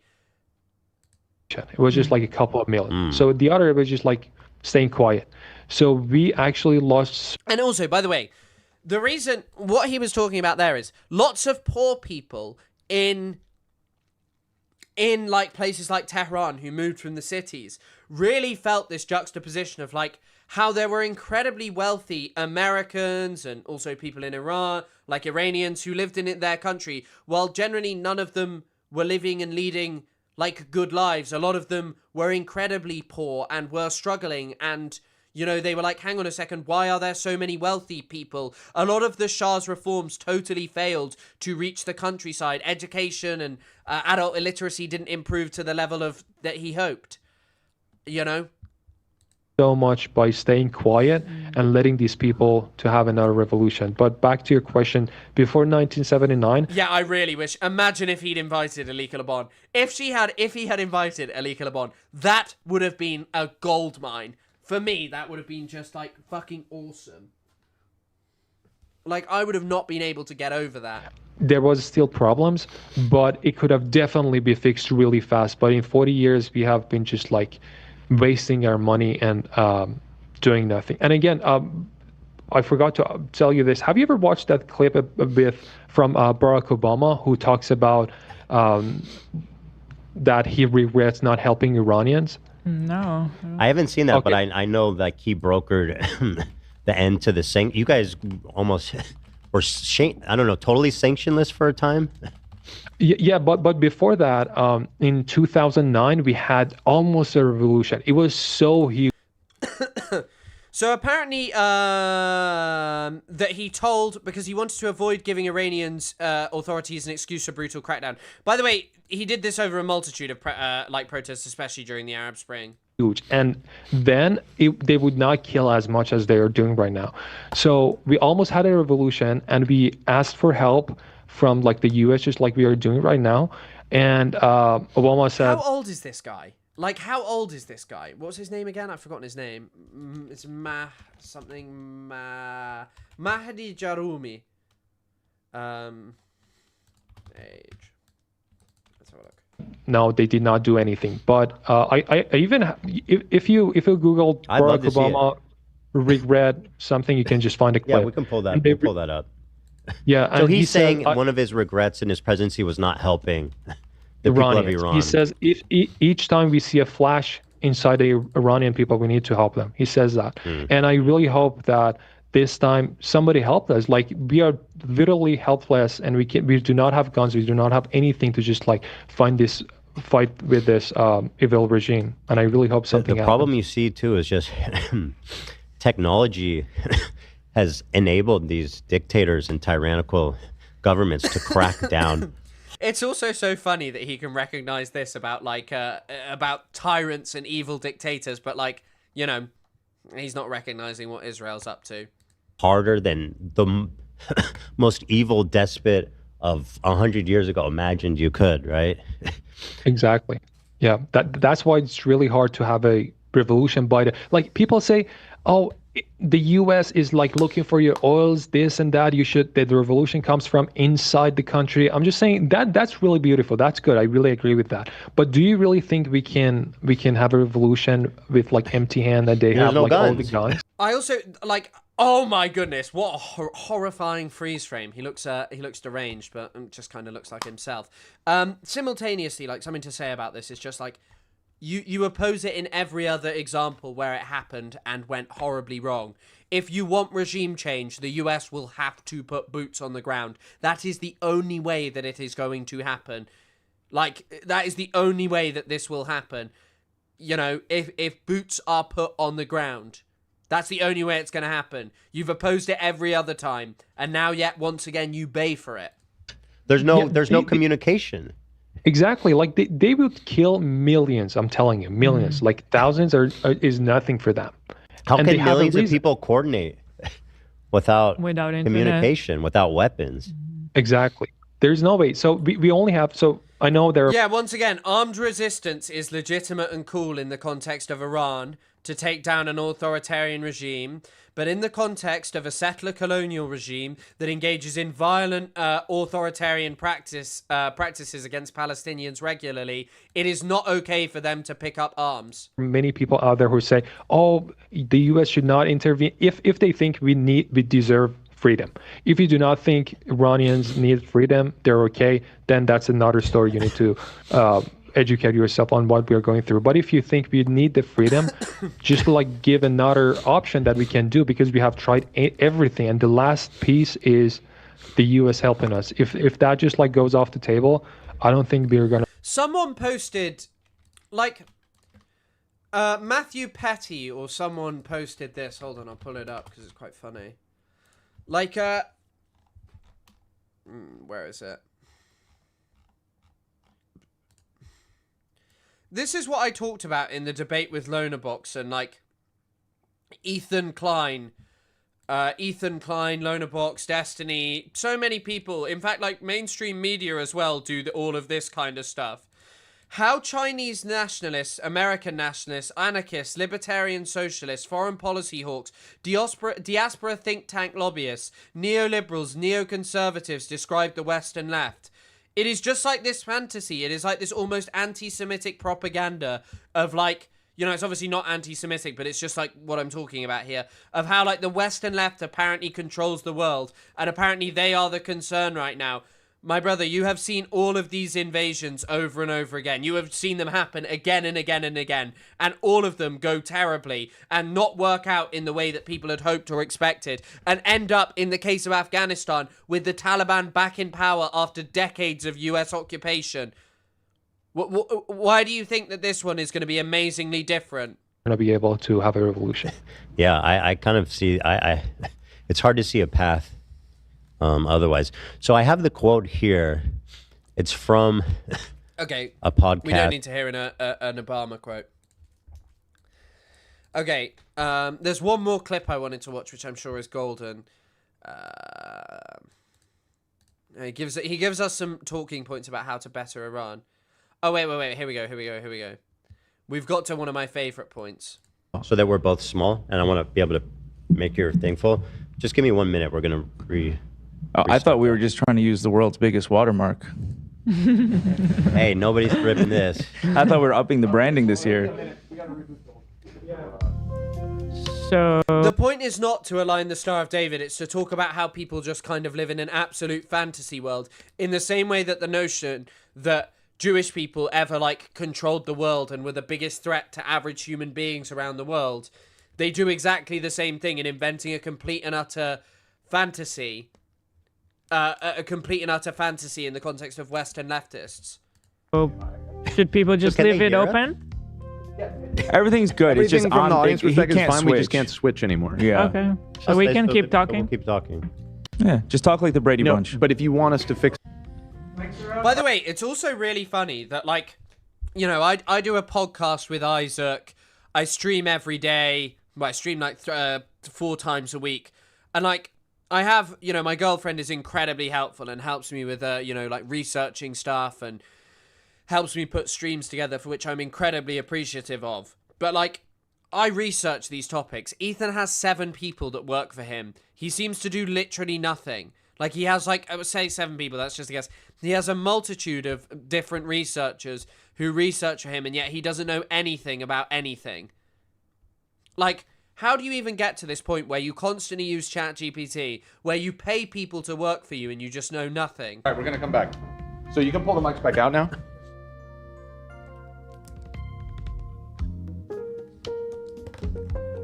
Yeah, I told you, I have a girlfriend. She does the theory and I do the praxis.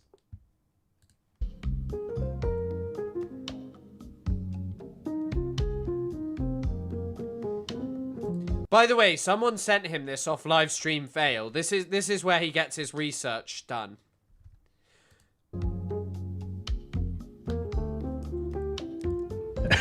All right, we're back. Sorry about that, guys. We had a technical issue. The software that controls our show crashed. But we're all fixed up now. And The tankies crashed my software. actually, this clip is really short by this greasy... his name is Chris Kuntler. Very funny, and still someone's going to find it funny amongst the H3 crew. And it doesn't seem like a lot of people like him. But anyway, here's... Also interesting to call me greasy. Very, very exciting. I like the insult. Thank you, Ethan. his take about... And this is the thing that you're like, oh my God, how do people actually have this opinion? Psychotic terrorist death cult. So would some people in Hamas kill for fun? Probably. Iranian protesters are a psychotic activists who get paid for by the Israeli government and the CIA exclusively. You know, once again, the irony of this kind of stuff, where Hassan does actually have his own thoughts. So the Iranian protesters, where do they get off to say such a thing? That's and like I love how it's reacting to him calling Palestinians a psychotic death cult, calling Hamas that. Like, that's what this boils down to. That is what this guy is talking about. The point that I was making is, I don't talk like that. You can see in the context of Iran something that is so clear. Is so clear in the context of Iran that it is okay for people to engage in militancy, that you think that militant means should be used to achieve the aim that you would like. You actually admonish Iran for helping the Palestinians in any capacity try and achieve in any way the aim of being free. You actually admonish them. Yet when it comes to America, you want all of this. This is just a dishonest framing and a bizarrely edited clip. your friend, like the people that literally are dead, to just be like, nah, they're just assets for America and Israel. People are dead in Palestine, and you treat them like they're assets of Iran who are in a psychotic death cult. It's just so fucked up, man. Yeah, like there are two things. One is, first, the regime does not need anyone to just like pay to just like go and protest against them, because the regime itself is the oppressor, right? And it's the worst propaganda for themselves. Like, the regime itself is the only reason that the Iranians need to go and protest to get their freedom They already back. have every reason in the world. They don't need to be pushed. Exactly. Like, by the way, also, it's undeniable that the Pahlavi stuff, as reported by Haaretz, is like an influence AI bot farm operation. Like that's undeniable. A lot of this stuff is inflated. A lot of this stuff is undeniably inflated. There's a recent article in Financial Times, in The Economist, which literally uses the term. Wait, what is this? The one I'm looking for? Have I got the wrong one? Yeah, I have. Hold on. Sorry, excuse me. It's not The Economist. Look at this. Armed agitators and the authoritarian governments battled each other for control of the streets. It is utterly ridiculous. Sorry, I actually need to respond to... I standing with the great people of Hamas. I'm going to prison for even reading that comment out, but thank you, yeah. Thank you, Marcus Ryan, for that insight. Where's this other one? Kind of are in the context as how Trump sees them. Who do you mean? Who do you mean? As in the Iranians? The Iranian people protesting and how they think of them? Amnesty International said security force used residential buildings and ammunition at unarmed protesters. This is undeniable. Armed opposition said Mohammed Ali Abatai, Iran's reformist vice president, said battles had taken place between armed opposition.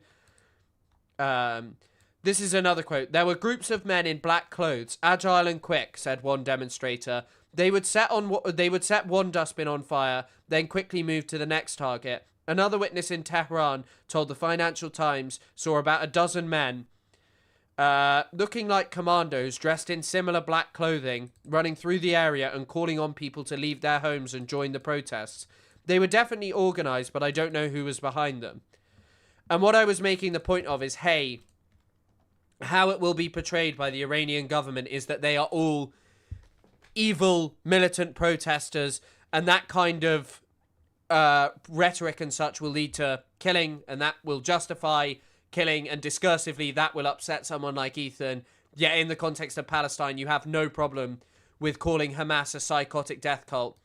And however you feel about Hamas, although my government designates them a terrorist organization, and I have to respect that, Hamas are part of the Palestinian liberationary struggle. You ostensibly oppose Israel's actions, Israel's settler colonial nature, its militancy against the Palestinians, and its violence, its dispossession, its genocide, as you put it.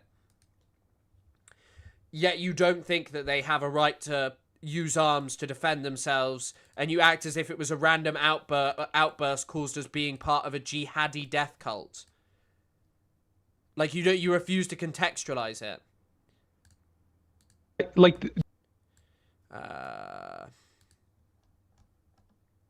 the things that we talked about, like name one country that is just like brutally arresting, attacking their people like this. So we do not need anyone to do this. But let me tell you this, Ethan, because I totally believe that if there is a regime change in Iran, one of the countries that is going to get the most benefit from is going to be the US, Israel, and some other countries in Europe.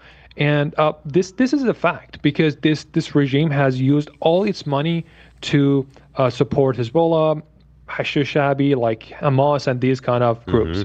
Good or Hashushabi? Who's he talking about? Is he talking about Hezbollah?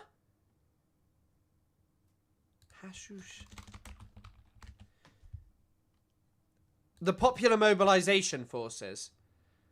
Bad, that's the Al-Hashabi. Okay, that's the PMF's name in Arabic. reality. And the next regime, because the people inside Iran do not want their money to be spent on these kind of things, it's not going to be like that. So their money is going to be cut off.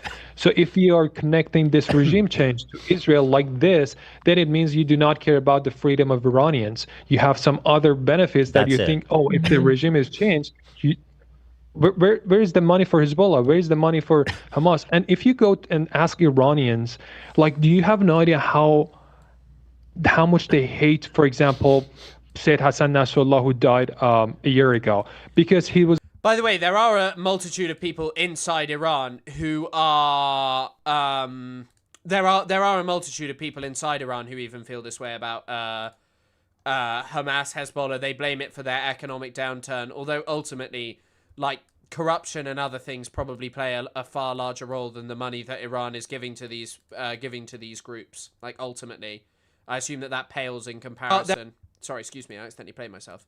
Always coming to the TV and saying, as long as Iran has money, we have money. And people in Iran are having the worst economic situation. You have no idea how bad it hurts when you see that, like, your people do not have schools in, like, south of Iran. And then you have Nasrallah, who's like, guess what, guys? We have a ton of rockets that we can just shoot into Israel and get exploded and basically do nothing. It's really funny that you diminish all of that, but then you would become incredibly upset about someone mocking the death toll of Iranians who didn't achieve their goals, right? Like, Reza Pahlavi told all of them to go to the streets. The US told them to go to the streets because of the intervention, and it didn't come. They were killed in scores. Exactly. Like this is exactly his sentence all the time. As long as Iran has money, we have money. And if Iran was like a country, for example, the US, I've seen many people being really angry that the US is helping Israel. And right now, the US, in terms of economic and how people are doing, I'm not saying it's perfect, it's the best, but it's one of the really good countries in, like, top 10. But people are struggling in the US, and people have this exact same argument, but you make a justification for it. Or 20, right? So imagine, make it like the Iranian currency right now. I think after Venezuela, it's the worst currency. Just how bad everything is. And with all that situation, you're still helping Israel. Right. How bad it would be. You're having, like, the same thing is happening here in my country. People do not want their money to be spent on anything with any benefits. So surely you would say that the bigger problem here is that America, Western society continues to spend money. It's not even just Israel, by the way. America, whilst its people are suffering, is just giving unlimited money to any dictator who they back up and prop up, any violent authoritarian regime that they fancy. And I'm talking on behalf of, I'm telling you, more than 80%, 90% of Iranians. Also, there is no way to know that 80 to 90% of Iranians feel this way. Like, I don't think that that's true either. I don't doubt that any of this stuff I don't doubt that there is merit to this stuff that Iranians do, that there are Iranians who feel this way. But yet, it is not every Iranian who feels this way. And by the way, it's crazy that Ethan has made this decision to totally ignore the vast majority of things that I say out of him, to talk about one clip out of context. But let's listen to what he said a few months ago when he was trying to restore his reputation. Has decided to return to posting on TikTok. I'm well aware that I am not a perfect activist. I've made a lot of mistakes. I've spoken from emotion, and I've at times lashed out. I've rashly said things that were incorrect, but I've always strived to learn and to correct myself. But have I consistently spoken against the violent subjugation of the Palestinian people? Yes. Instagram. But you think that, like, Iran is the big evil that the US should bomb and then everything will be fine, but you don't support Zionism or what? You don't support anyone attacking. You don't support anyone ever attacking Israel. Every negative TikTok he makes about me is reshared by Hassan Piker and Taylor Lorenz. And the only time Hassan ever invited him on his broadcast was to talk about me. I actually scrolled Chris's entire feed, and the only time Hassan ever shares his videos is when he's talking about me, which is a shame because Chris makes a lot of really good pro-Palestinian content. And not to mention that on his YouTube... It's so funny that this, like, a few months ago when he was trying to launder his reputation, he was like, oh, you're great, you're lovely, oh, I love your content and all of this stuff, and now he feels the exact opposite. You're in the middle of, like, a Great Depression, like a national crisis, and they're spending a ton of your money to somebody else, to waste. Yeah. Exactly. Seeing Iran is number 2 right now in the world. Sorry, say that. Say again. I'm seeing Iran's number 2 and Lebanon's number 1. Shout out. For what? Value of money? Mm-hmm, for that. Lebanon is weakest currencies, yeah. Holy shit. It kind of seems, though, like, once again, but getting buddy-buddy with the US doesn't necessarily fix your economy, because as Lebanon has drawn itself closer to the US, it has a multitude of different economic problems. And by the way, Lebanon has another huge amount of economic problems that derive from the huge amount of Syrian refugees that are in their country that they have to support, but in majorly in part because of a Western-led intervention against Assad. You know, I didn't know that. That's wrong. What happened to Venezuela? Did they get better? Like of course the Syrian refugees are not responsible for all of Lebanon's economic crisis, but it's a huge influx of people, refugees in Lebanon. There are like over 1 million Syrian refugees in Lebanon. Apparently it's actually 1.3 million as of the end of July 2025. Lebanon population. So that's nearly a year. That's nearly 6 months after the fall of the Assad government, and the population of Lebanon is only like 5.8 million. So, you know, there's a lot of people who are in Lebanon who are in dire economic straits that the government just cannot support. They're free now. For me, what's just so stupid to see is that, like, okay, if this outcome of taking out the regime is going to benefit Israel, that still doesn't take away from the fact that the revolution is about Iranian people. Yeah, they're not. But Western intervention is not about Iranian people, and the outcome is not about the outcome is not necessarily about Iranian people, and that's the point that many people are making, whilst also balancing that with the fact of, hey, yes, Iranians have very real demands, and many people in Iran do also want change, you know? Exactly. This is not about Israel. Yeah, do you know how I look at it? I look at it like this. I just like because I try to put myself in like people's shoes. I was like, imagine people in North Korea, they're like way more oppressed than Iranians. But imagine the regime in North Korea was helping us as people to get rid of this regime.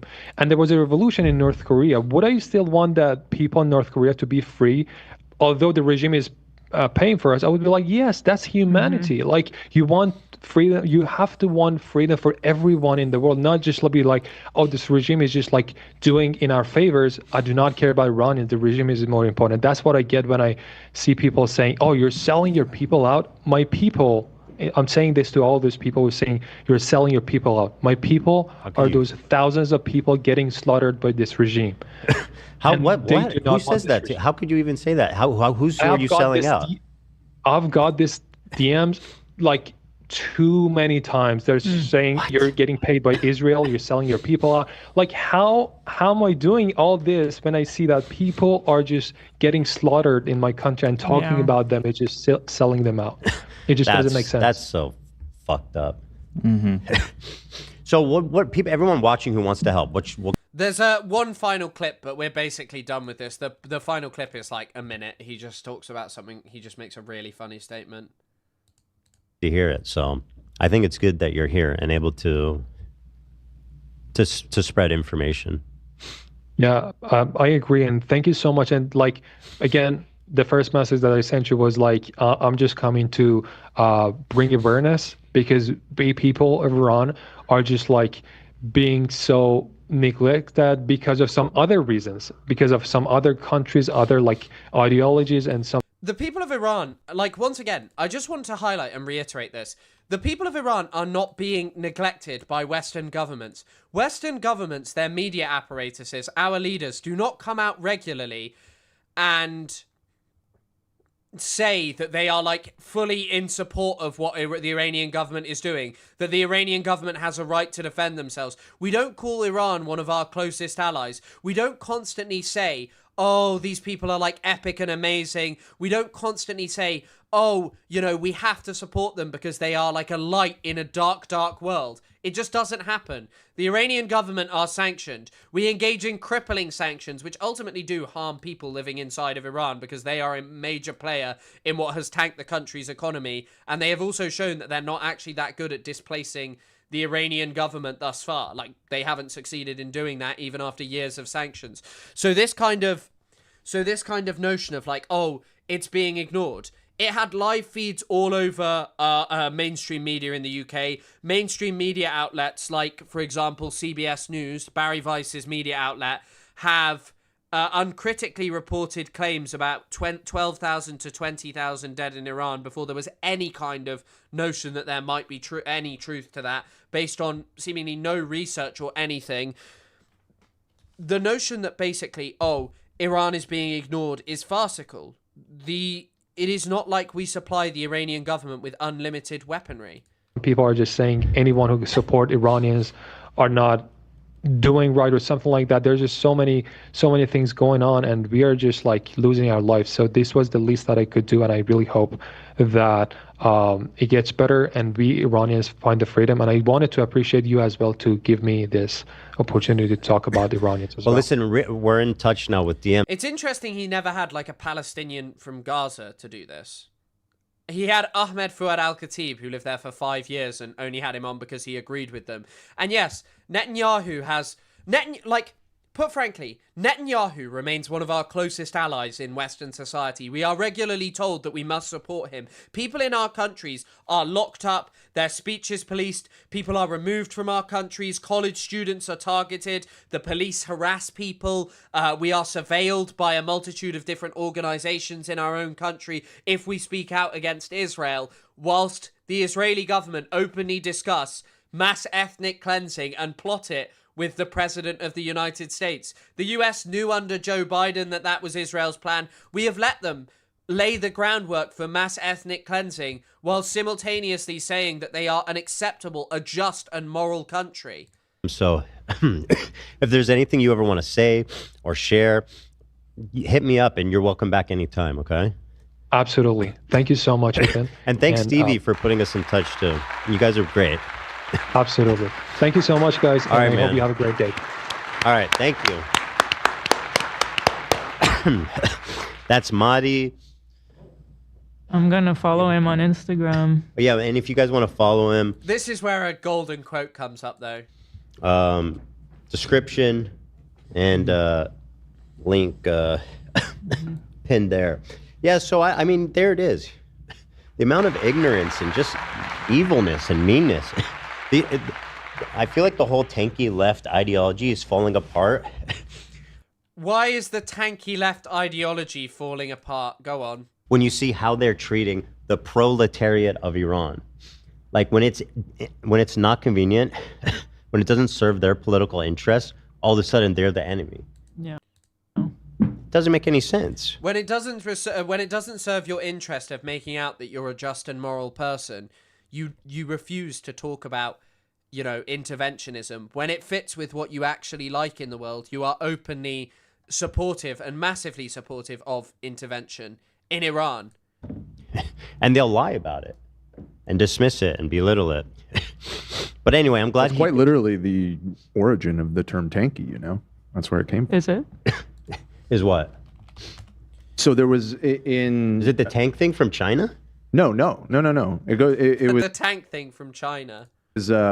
I think it was Hungary. It was either in Hungary or Czechoslovakia, which was under the Soviet umbrella, and there was a huge crackdown on a big protest movement that came, and they sent in the tanks, and there was a certain pedigree of Western leftists, especially in the UK, I believe, who were supportive of them sending in the tanks, and that's where that term tanky came from. That is exactly perfect. That makes so much sense. Like they're the authoritarian left.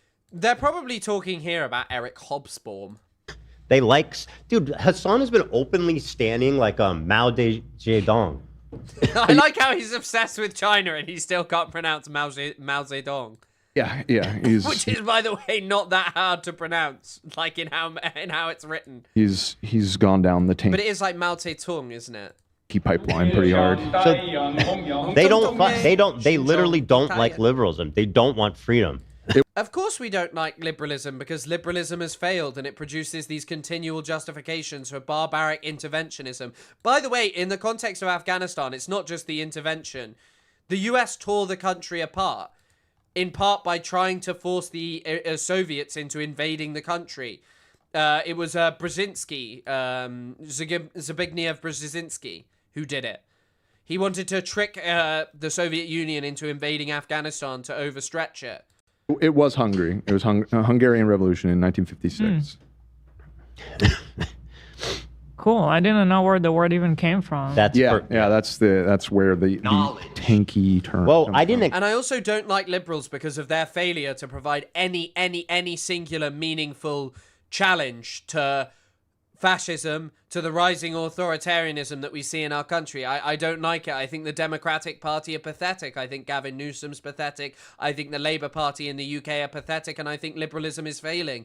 I think liberalism is also showing its repugnancy in its willingness to work with any authoritarian regime that dances the correct tune. And once again, it is this kind of stuff about inflating Iran to be the big menace, the menace responsible for all evil, for all illness in the Middle East, the only repressive authoritarian regime that seemingly exists that Western leftists just refuse to talk about. Like, ultimately, it's just because you don't use the lexicon for it. Israel is undeniably an authoritarian regime, an ethnically based authoritarian regime, an authoritarian regime that targets specifically the Palestinian people, because the Palestinian revolution is a challenge to the notion that Israel is this just and moral society. Palestinians desire for freedom. They're not allowed to use militancy to get it, but you literally want America to blow up Iran to get it. Expect that interview to go the whole time, but Mahdi was so great to talk to. Yeah. What an impressive guy too to teach yourself English to that level.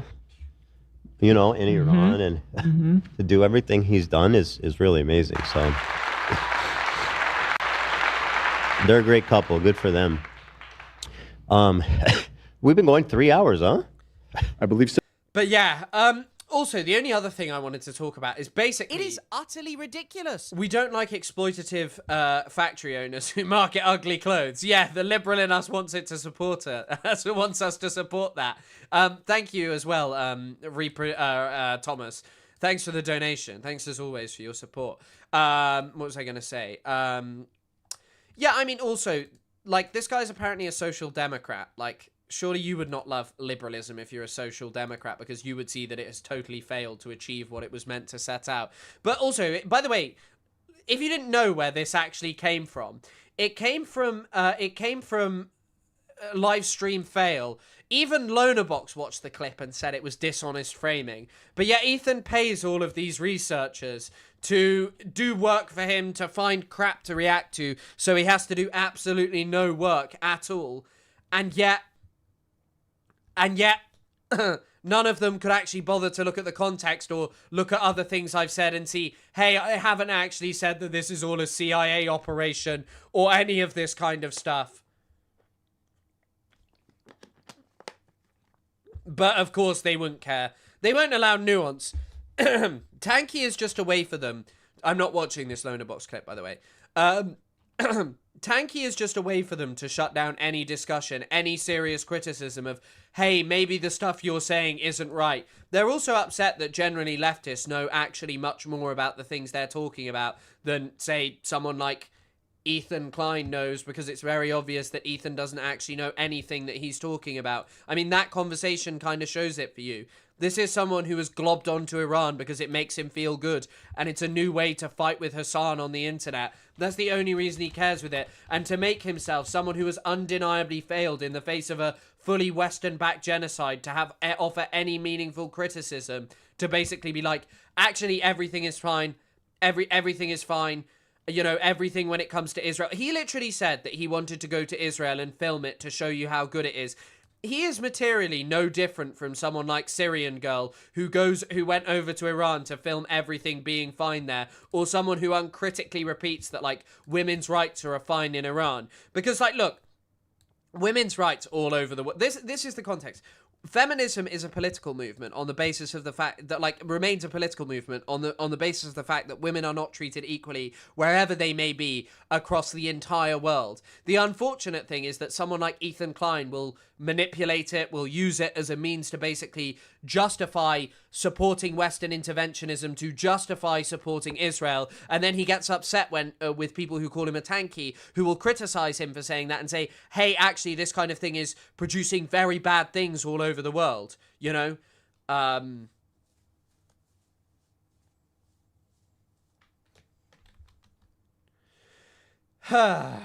Right.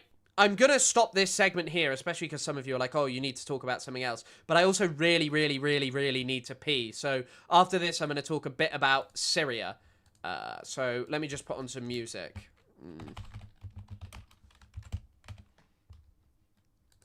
انتفاضة انتفاضة انتفاضة انتفاضة انتفاضة انتفاضة انتفاضة انتفاضة انتفاضة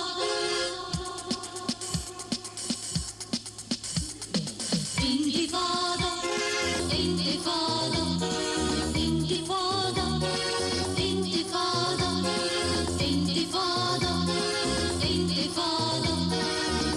انتفاضة انتفاضة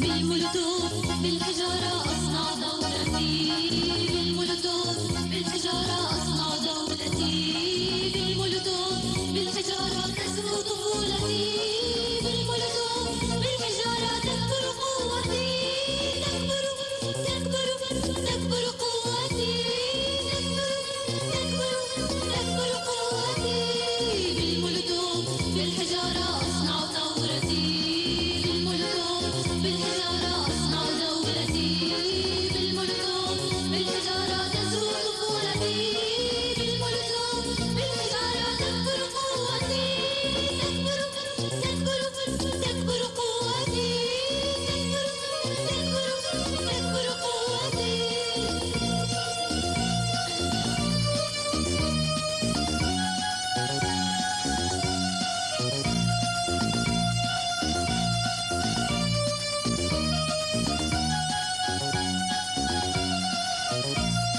يا شهداء الانتفاضة يا بناة المجد يا شهداء الانتفاضة يا بناة المجد سطرتم ملاحم البطولة رفعتم رايات الحرية. Right, I've returned. I need to change the the membership, the thing to include the creator of that, Silent Scythe. Okay, right. Israel's treatment of Palestinian women seems worse than Iran's.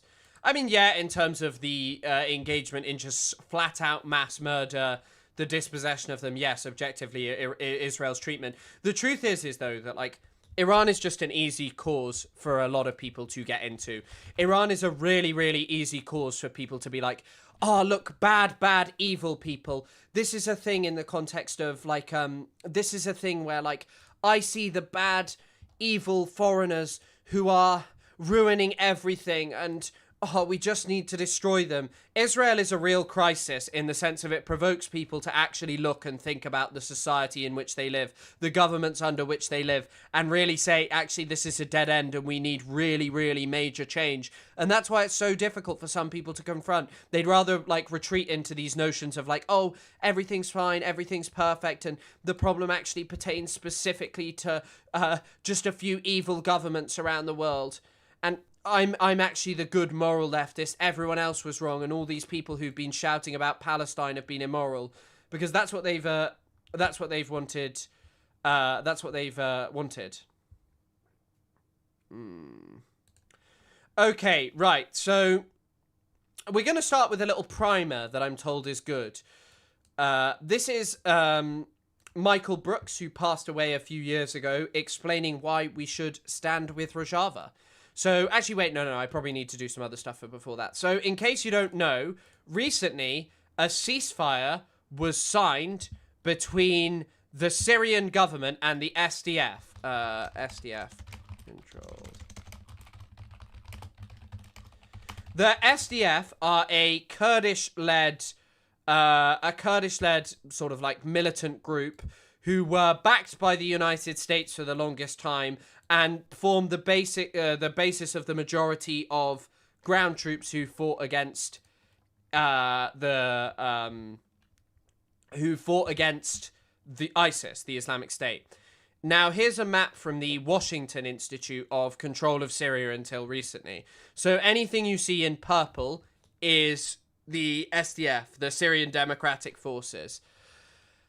The SDF were previously in control of all of this. Now, this map has been reduced greatly. They're also they're also basically where Brace Belden would have fought. They fought against the Islamic State, if anyone's interested. But I'm sure if any of you know who Brace Belden is, you'll probably know what this is. Hold on. I'm trying to find... Yeah, here we go. Al Jazeera now has a map of this. So if you look at the previous territorial map here... and yes, this is the area called Rojava, which is what? Eastern Kurdistan? I think they'd call it. But yeah... This is basically, yeah, what was controlled by... This was December the 10th, 2024, by the way. So just before the fall of Assad. This is now what the Kurdish-led Syrian Democratic Forces actually control. They control a tiny amount. Like, relative to how much they controlled, it's actually huge. They've lost the vast majority of the country's oil fields that were in their control. They've lost the vast majority of territorial bases that they held. Places like Raqqa, Deir Azur, which was like, I guess, kind of like a border town, and other places like, what's it called? I fucking forgot. Anyway, doesn't matter. But this was the agreement that was reached a few days ago for like an immediate ceasefire, an immediate comprehensive ceasefire around all fronts, and contact lines between the Syrian government forces and the SDF. Along with the withdrawal of all SDF military formations to the east of the Euphrates River as a preliminary step towards redeployment.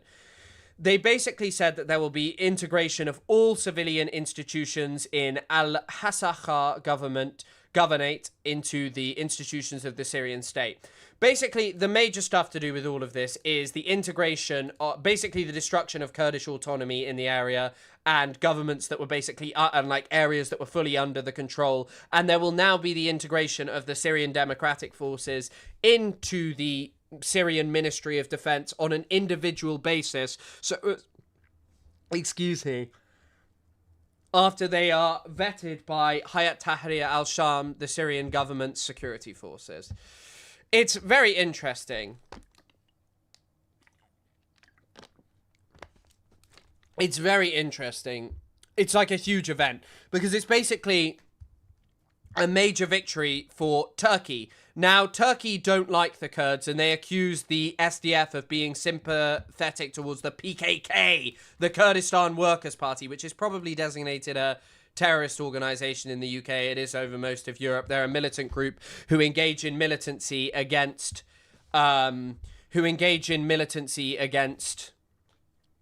the Turkish government, although I believe they had a ceasefire. Their leader, Öcalan, recently came out and said, like, hey, we're not so interested in this kind of stuff. Yeah, also, Israeli-occupied Golan Heights, and this is where the Israeli forces go up to, right close to Damascus.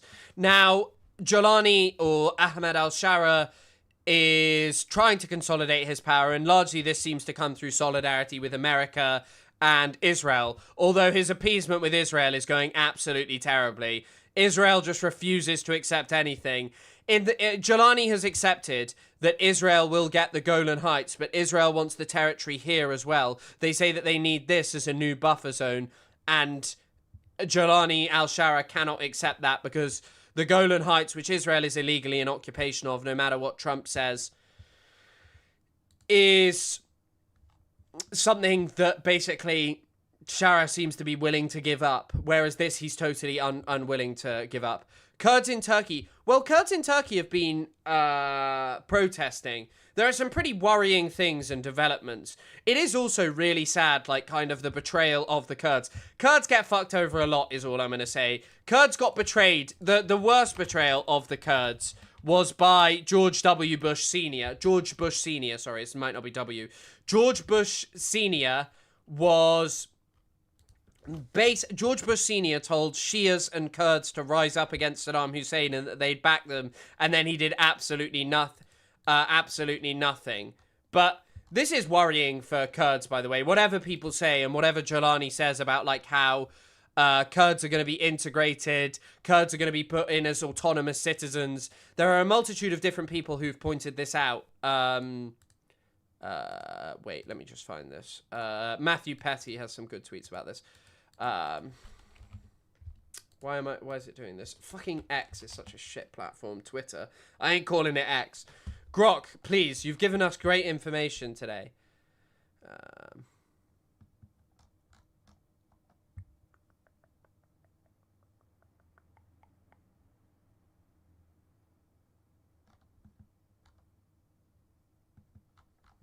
Let me just pull this up. Someone pointed this out with Saddam Hussein, and it kind of ties in well to the intervention stuff about it ties in well to all of the people who would advocate for intervention now.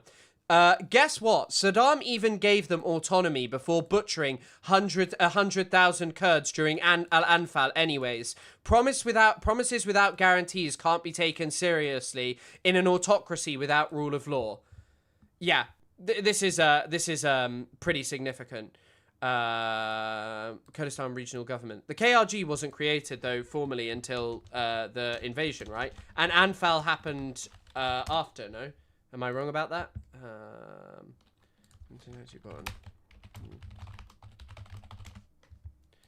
So the Iraqi uprisings of 1991 were put down. That's my apology, sorry. Anfal happened after. The other key point about this is, I don't know if this person is wrong. I just wanted to highlight something because this is about the only bit of Kurdish history where I'd say like I have a solid-ish base of knowledge. So Saddam engaged in something called Arabization. Kurds were actually granted autonomy under the Ba'athist government, the first president, Ahmad Hassan al-Bakr. In 1974, they got limited autonomy, and Saddam Hussein took power in 79, but the policy of Arabization had begun under them. Hussein engaged in some very, very, very, very horrifying policies against Kurdish people. He engaged in mass slaughter, the use of chemical weapons, a multitude of different things. So this person is pointing, Abu Hatim Shakra.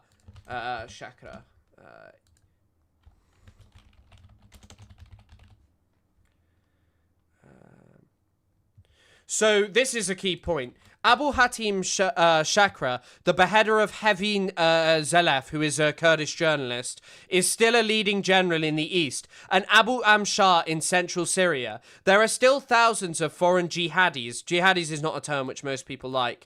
In the army, and barely anyone has been tried for the massacres against the Alawites and the Druze. So there are a lot of anxieties amongst people like people who are ethnic minorities in Syria, and these guarantees alleged by al-Shara are not necessarily very strong.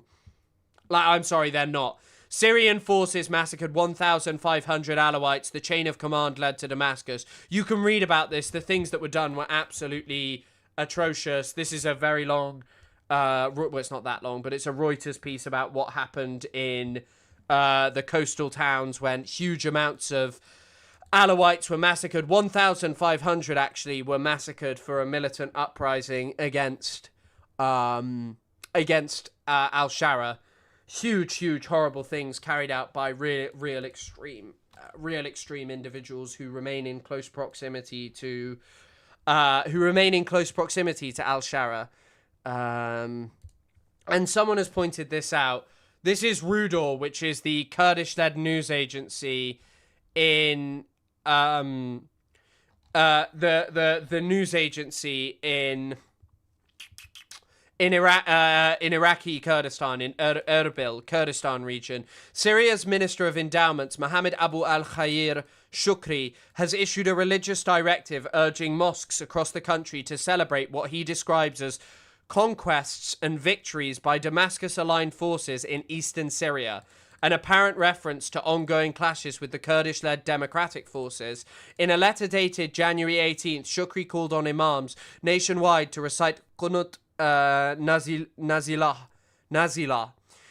during all 5 daily prayers and pray for the success of the Syrian Arab Army soldiers. The directive opens with the verse of Surah Al-Anfal from the Holy Quran. Qunut Nazilah is a special Islamic supplication traditionally recited during times of war, widespread calamity, of oppression, seeking divine intervention and relief. The minister further instructed preachers to recite takbir and express what he termed the utmost joy over the military gains achieved by Damascus-affiliated factions against Kurdish forces in northeastern Syria, also known as Rojava. The reference to Anfal carries deep historical and symbolic weight. I did try and find much about this. While it is the 8th chapter of the Quran, meaning the spoils of war, the term is also widely associated with the 1988 Anfal campaign carried out by the former Iraqi regime against Kurds in northern Iraq, a campaign marked by chemical attacks, mass killings, and widespread destruction. Huge amounts of Kurdish churches were destroyed by this time. Entire Kurdish villages were wiped off the map. And yeah, it's tough. It's tough. And like, once again, some people will be like, oh, you just want to undermine what's going on there. You just want to change things. You want to make it seem as if like, Jelani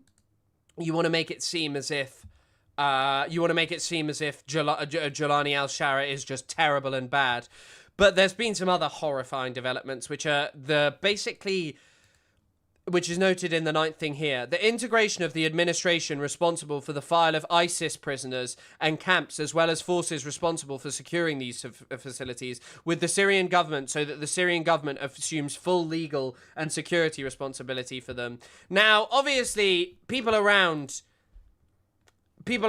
al-Shara himself was formerly a militant, and this kind of like major liberation of like militant Islamists or release of militant Islamists has happened before, and who knows whether releases will occur. Some people did seemingly just get out of the area and were just sort of wandering around and being chased, but it remains to be seen what'll kind of happen here. I think it needs unpacking for people, and being employed means something.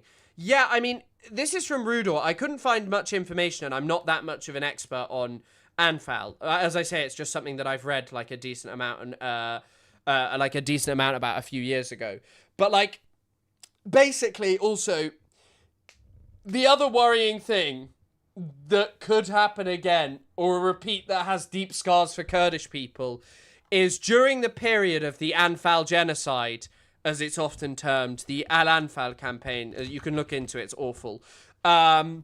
During this campaign, it was part of something wider that predated Saddam Hussein called Arabization. When it came to the context of Arabization, Saddam Hussein and his predecessors wanted to ensure that they would basically have control over the oil-producing regions of Iraq that had heavy Kurdish populations, and so they moved in Arab Iraqis into that area to basically ensure, at the expense of moving out huge numbers of Kurdish people. And a few days ago, there were huge amounts of Kurdish people moved out of Aleppo, but it remains to be seen if that's a permanent thing. And I doubt al-Shara will try do that, but it may be something that is maintained and done. But yeah, it's a worrying time. It's a worrying time. There have been some pretty horrifying videos, allegedly, of Kurdish female fighters being brutalized. And, like, honestly, the notion that this is just, like, shitting on al-Shara is a bit insane, especially when you consider the Alawite massacres and stuff. Let's look at what Joshua Landis had to say. The end of Kurdish autonomy, what does it mean? Is this the end of Kurdish autonomy in Syria? Yes. SDF leader Mazloum al-Abdi has effectively surrendered to Damascus, putting an end to the dream of Rojava, Western Kurdistan, as well. Sorry, it's Western Kurdistan. Never you tried to. Yeah, sorry. Of course, it's Western Kurdistan. I can't believe I said it was Eastern Kurdistan. That was incredibly stupid. As well as hopes for retaining large measures of autonomy for northeastern Syria. Why did it happen so fast? Shara gained approval of Trump in his visit to the White House. One cannot exaggerate the importance of American approval for Ahmed al-Shara. After all, all, America arms and trained the SDF. When Trump signaled that the US would pivot from the SDF and the Kurds to Shara and the Syrian Arab Army, the writing was on the wall. Ambassador Barak has been urging the Kurds to make deep compromises. The SDF was insisting that its fighters be integrated into the Syrian army as integral blocks or brigades, rather than as individuals. Barak all but stated that the Kurds would have to accept that the Syrian military was going to be united and run from Damascus. The US brokered deal between Shara and Israel also played a key role in the SDF's undoing. It seems to have neutralized the Israelis. We did not hear a peep out of Netanyahu. The Kurds were hoping for Israeli support but didn't get it. And yeah, Kurds are always targeted by the West because they're a great way to undermine authoritarian governments or governments that the West doesn't like, basically. And also, you know, during the Iran-Iraq war, both sides, I believe, funded each other's Kurdish autonomous regions, mercenaries for the US, and have their rewards. I mean, Kurds were also defending themselves in part from the Islamic State, so it's pretty, it's pretty difficult. It's a pretty difficult bind for Kurdish people. And also, there's obviously just this threat, once again, as that person kind of articulated, out of, like, authoritarian regimes that exist in the country.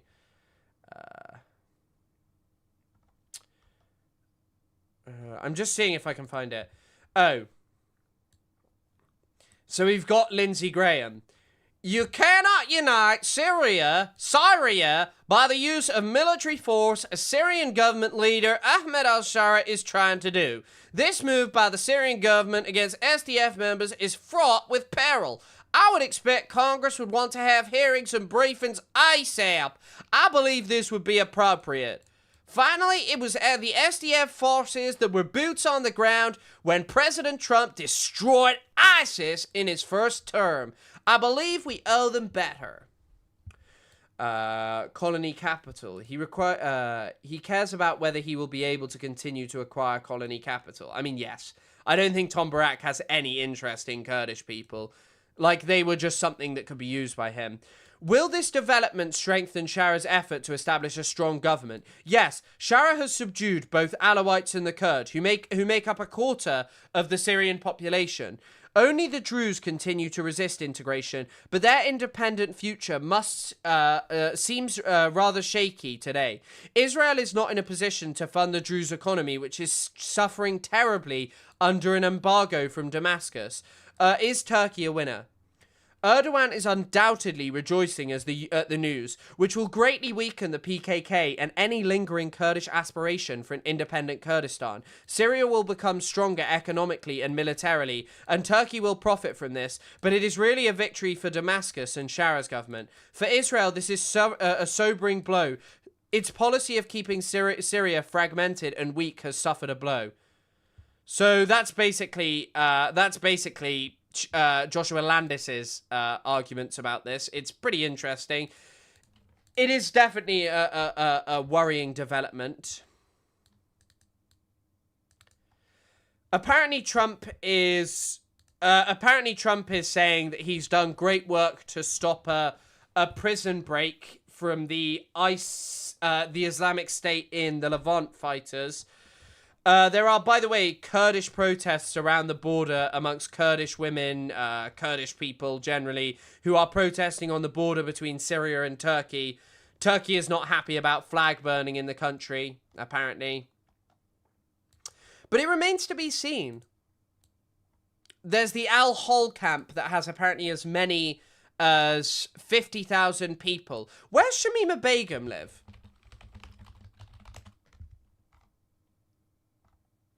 Oh, Shamima Begum is in a Kurdish prison. Where is she?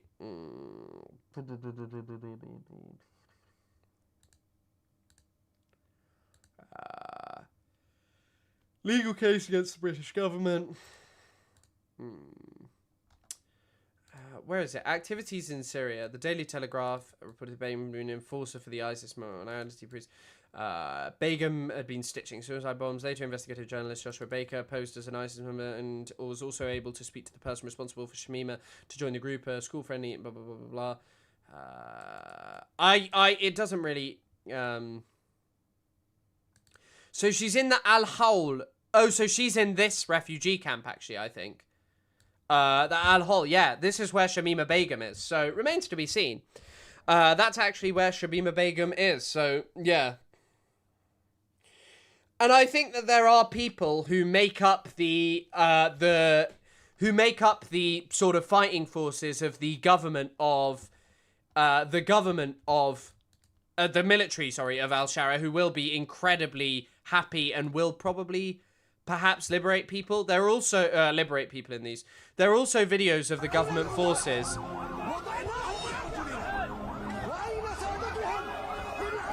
tearing down statues of Kurdish women's fighters from a few days ago. So this is I mean, the reason to tear this down is pretty difficult to see. Like, you know, or the justification for tearing this down. Why are you doxing her? Yeah, sorry, my sincerest apologies. She lives there. My apologies. But also, it looks like the game is up for the SDF, to be honest. The most loyal Arab tribe to the Kurds has abandoned the SDF for the government forces. So this is from, by the way, if you're looking for reporting on any of this stuff, Vladimir van Wilgenburg was recommended to me by a Kurdish guy I know. Sanadid, Shamar tribe, one of the oldest allies of the SDF from 2013 until now, has switched to the side of the new Syrian government and took the Yarubiye crossing. In 2013, the Sanadid fighters fought against Nusra, the Nusra Front, that's where Jolani is from, together with the YPG, the People's Liberation Units, I think. But we saw from the last months, we could see that Shamar was switching. Interesting. So I'll look at what Vladimir van Wilgenburg is saying. My sincerest apologies, but it really looks like things are up for the SDF.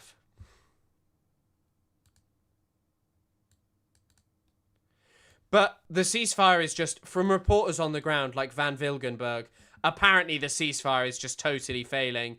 They'd already said, though, that the Kurds had come out and said that the ceasefire was not real. Here we go. Wait. The SDF said that they rejected the agreement. Elham Ahmad said a recent agreement between Damascus and SDF has no legitimacy anymore. There is no ceasefire for the time being, since Damascus continues to attack our regions and since they refuse to engage in dialogue.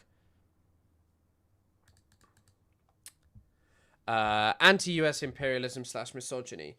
To be honest, he was fighting ISIS, which was just a net negative for the region. Truthfully, the Kurds were very successful at fighting them. Yeah, I will say, though, you know, Turkey spent its time pretending that they were going to bomb ISIS, and they actually were just bombing they were just bombing the Kurds. So here's the SDF's explanation. Oh, motherfucker.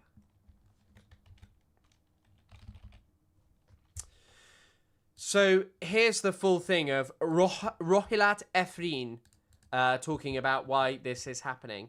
A senior SDF official who participated in Monday night's talks with the Syrian government has detailed the discussions at the presidential palace in an interview. Efrin acknowledged Abdi signed the ceasefire to stop the fighting, which included the move to integrate the SDF's forces individually. So this is basically the key contention between the two of them. And yeah, Turkey did do that. I'll see if I can find the statistic on it. It's probably worth highlighting because it's actually just crazy. I thought I'd copied and pasted this here. Okay, right.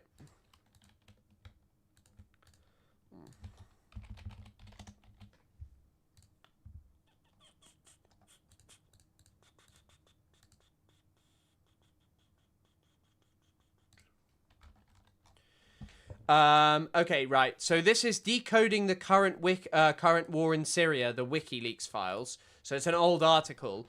Airstrikes. Okay, US ally Turkey joined the supposed war against ISIS in Syria with airstrikes, and by allowing the US to use its airbase in Ikirlik, along the Syria-Turkey border. Turkey's intelligence agency helped supply arms to parts of Syria under Islamist rebel control. And also, by the way, yeah, this is Rohilat. Sorry, my apologies. What do you think of Erdogan? I'm sorry if I repeat. I'm not an expert in Turkey. It's not really a country I've researched all that much. He doesn't seem to be I don't think the Turkish treatment of Kurds is great, and this stuff really highlights it. Listen to this. In fact, Turkey's airstrikes disproportionately targeted the PKK rather than ISIS. The US is not innocent here either. US intelligence is used by Turkish warplanes to bomb Kurdish villages where the PKK has a strong presence, killing many civilians there. Of the 1,032 people arrested by Turkey, 847 are accused of links to the PKK, and just 137 to links to ISIS. Pretty good country they made Hassan, yeah. The making of Hassan is something that is majorly important in my political opinion of a country, although he's much more made in America, as in he grew up there and such. The SDF has so this is why apparently the talks have broken down. It's majorly to do with the integration over individually. The SDF was expected, under the terms of the previous agreement in March, to integrate 3 divisions of its soldiers, but not its entire army individually. She added that her team expected the autonomous governance structure it established in March to be maintained. However, in this last meeting, they denied everything, she told the Kurdish Rudor outlet. They told us, immediately evacuate Hasaka and Kobani, lay down your arms and join the army individually. We requested time to evaluate this new situation and review integration. However, they wanted their demands implemented immediately. This means the destruction of 13 years of gains and the subjugation of the Kurdish people's will. We did not accept this imposition. Made in America, come on. Yeah, he was made in America, bro. He grew up in Turkey. He was made in America. He was born in Turkey. I guess some of you didn't appreciate that joke. It's from a British Army recruitment advert where they're like, I was born in Carlisle, but I was made in the Royal Navy. But yeah, particularly interesting stuff is happening here. There's also apparently 120 fighters have escaped from the prisons already, Islamic State in the Levant fighters. But let's listen to what Michael Brooks had to say on all of this topic. Why we should have solidarity with Rojava. Let's have a look. Now, I want to talk a little bit about what's happening in Rojava. There's very little information so far about the incursion. I have information here that apparently I believe the Turkish operation is something like Enduring Peace, as they've begun their incursion in Rojava. Now, this is very, very clear what's going on here.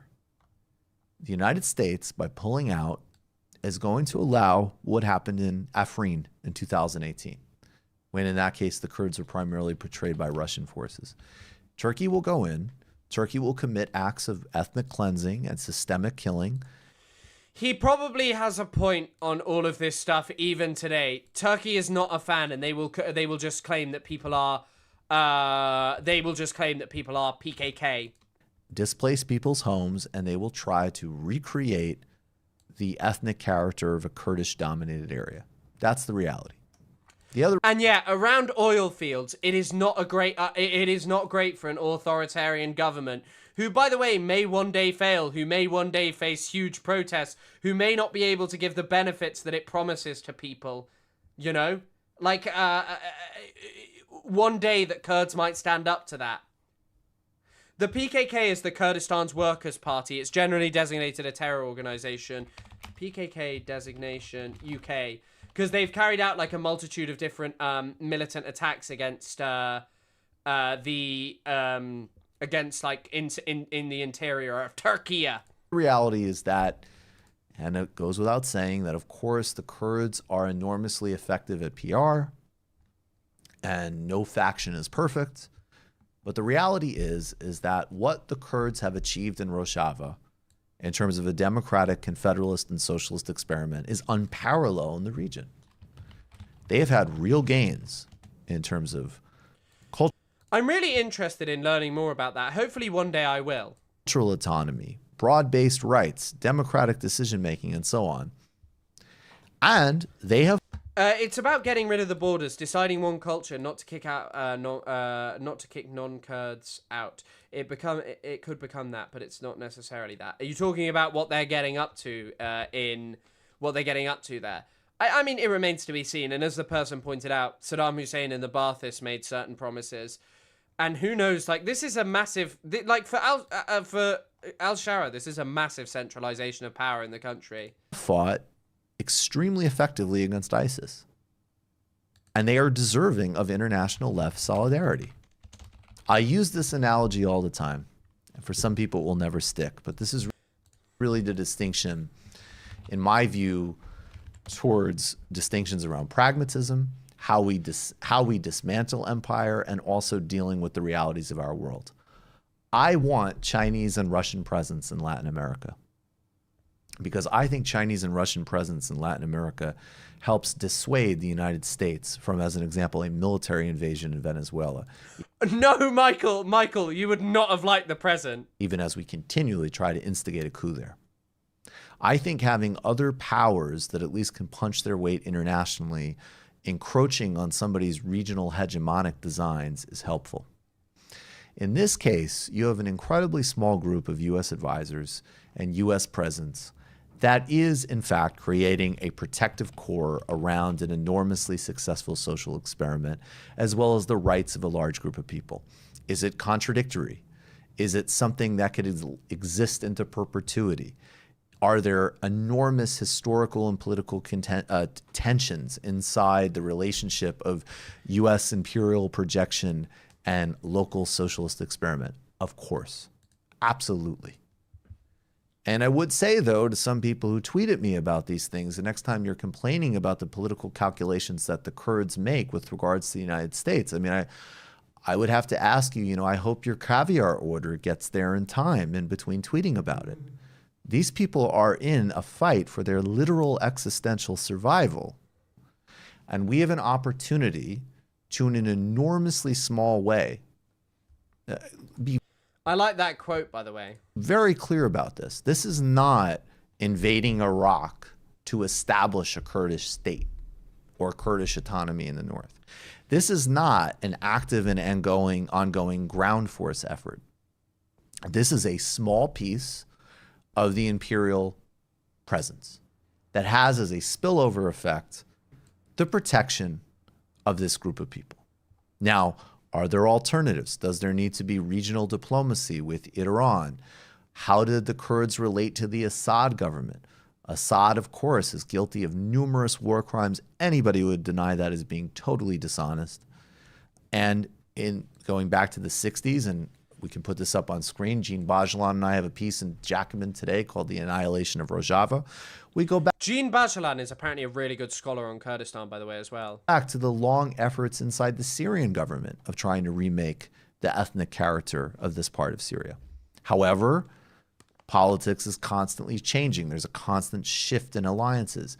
Do the Kurds negotiate an agreement with Assad? Assad might not be thrilled to have even more Turkish incursion in Syria, even as Turkey has supported jihadist elements fighting against Assad. What's the Russian role? What's the U.S. role? Is there an alternative in terms of diplomacy and survival for the Kurds? These are things we have to look at. But the fundamental reality is that an incredibly small presence was preventing ethnic... I think also what most Kurds actually desire, rather than a completely unified Kurdistan, is really something that I have because I don't really believe in the notion of nation states. I do believe in the thing of going free Kurdistan from oppression, from the suffering that Kurdish people have faced. But people should ultimately be able to move. Borders should not exist in the way that they currently do. We should not have nation states where you basically just ethnically cleanse everyone so all ethnic people are in the same states. It doesn't work in a globalized world. It's also bullshit that I have all the same shared aims, political thoughts and goals as people all over, like people who are born in the same country as me. I don't. I think much more what it should be is states that serve the people who actually live in them, not just the nation of like, oh, it's only white people, because obviously the end point of that is just, oh, we should just have ethno-states because that's what a state is about, serving the nation. That is an ill-defined concept that is entirely made up in the mind of like of people there. And so what I think should happen with like you know, Kurdistan and all of these things is that it should be a society in which Kurdish people are protected. Kurdish people are able to live as Kurdish people. They're able to exercise their rights, speak their language, live their history, celebrate their culture. You know, I think that that's what matters. I don't think really the state is actually the thing that matters. The people are what matters. The human beings are what matters. Cleansing and the destruction of a leftist experiment. But many of the things that undergird the concept of a nation state are pretty fucking new, you know. The Middle East did not have nation states as they exist now for a very long, until very recently. They just didn't exist in that way. They ultimately were a very different thing. Things like passports that we view as like a major things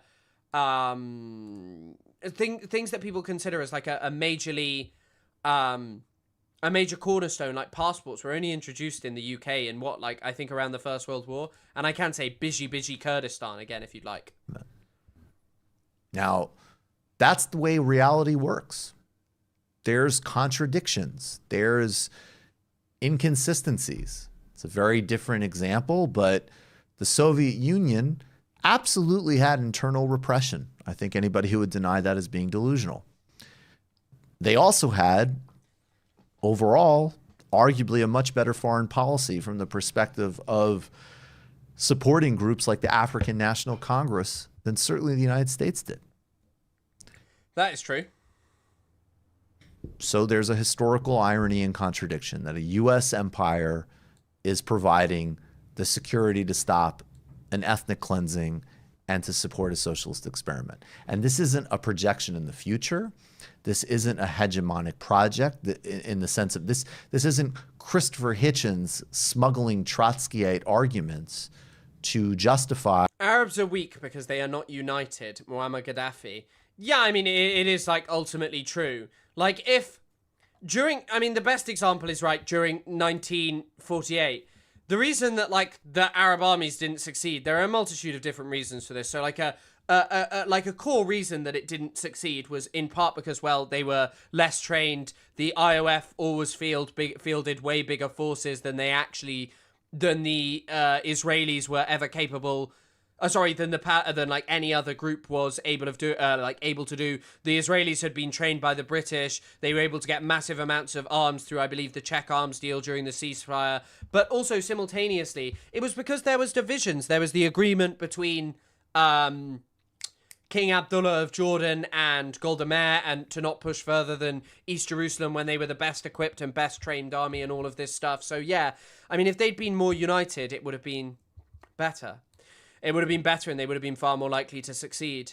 And also if NASA kind of fucked up by telling the Syrians that things were going very well during the 6-Day War. I've missed every damn like until this one, live until, Jesus Christ, I felt like I was hunting a prize deer in the woods. But anyway, what are we yapping about, we English fellow? We're just sort of doing a bit about Syria and the SDF. The mass murder and pillage of Iraq. This is as part of a huge mess of a multiplayer imperial game that involves the United States, the Saudis, the Emiratis, the Russians, the Iranians, the Assad government, all of whom are guilty of war crimes. One element of saying this ongoing small presence can prevent a greater imperial abuse, which is precisely what Turkey is doing. Turkey is going into a neighboring country to savage and ethnically cleanse a group of people and create a quote-unquote peace corridor that connects with its ongoing and long-standing vicious oppression of the Kurds. And Erdogan's shifting Like, this is well after Michael Brooks died, and this was in 2024. I remember this because Zionists kept bringing it up. Turkish airstrikes in drought-struck northeast Syria have cut off access to electricity and water for more than 1 million people, in what experts may say may be a violation of international law. A thing to note about, basically, about all of that as well is, like, they're pretty interested in that kind of stuff, you know. And yeah, Sykes-Picot, that's what you're talking about with nation states. Domestic political considerations as he more and more justifies his dictatorship, which we can call it that safely now, through...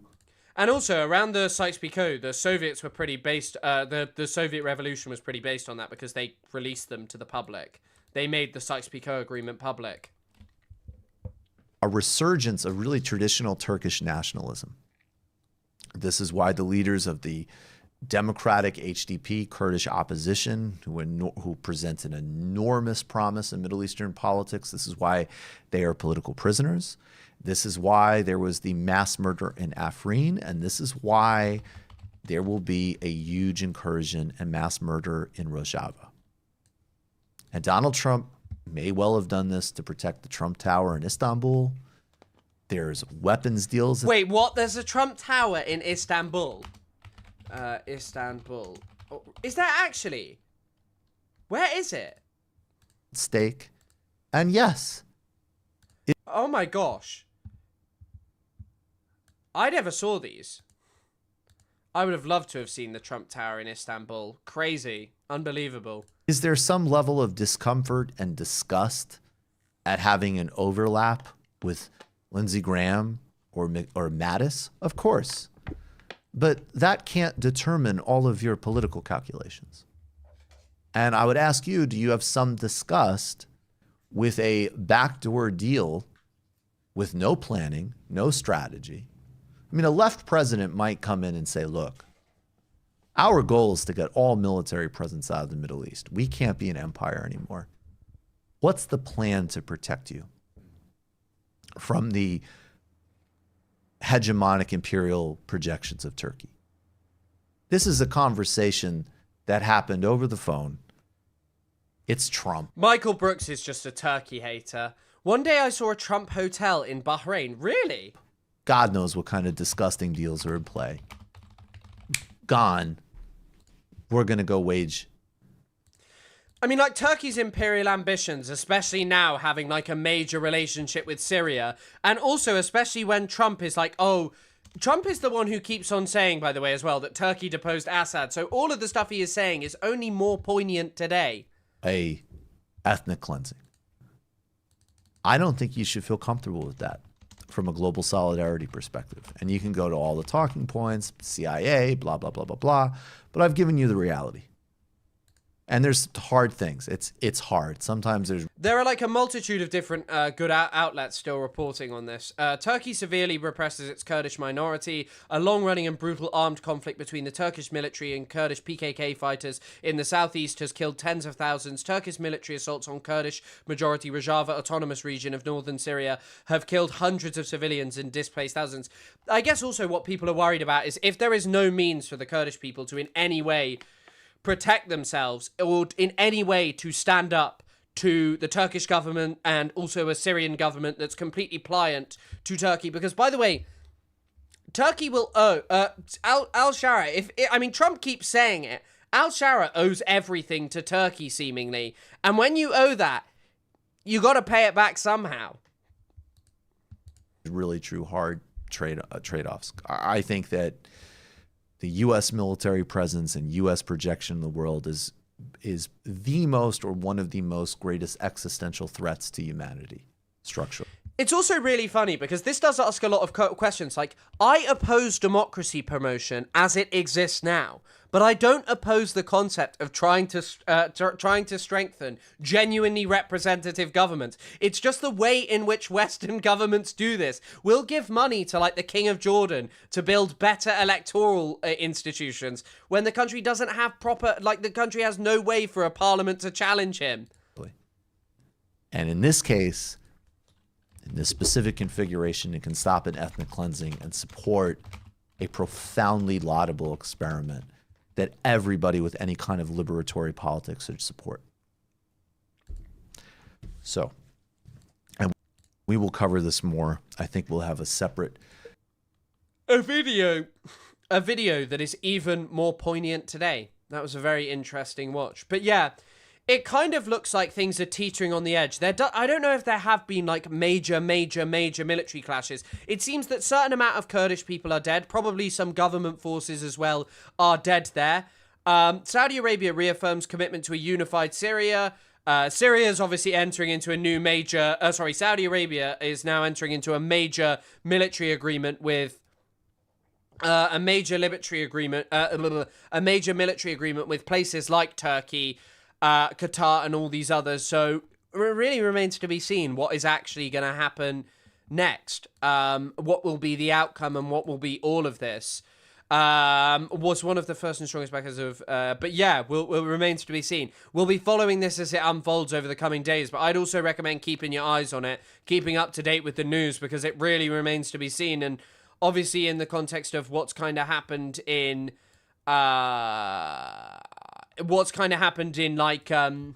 already with Alawites, you know, it really remains to be seen what could actually unfold in Rojava, and it's not too promising, I'm afraid. Okay, we'll go back to some more chill stuff. So, as I mentioned earlier, Piers Morgan is in a dark situation. Piers Morgan has hurt himself. He's in hospital.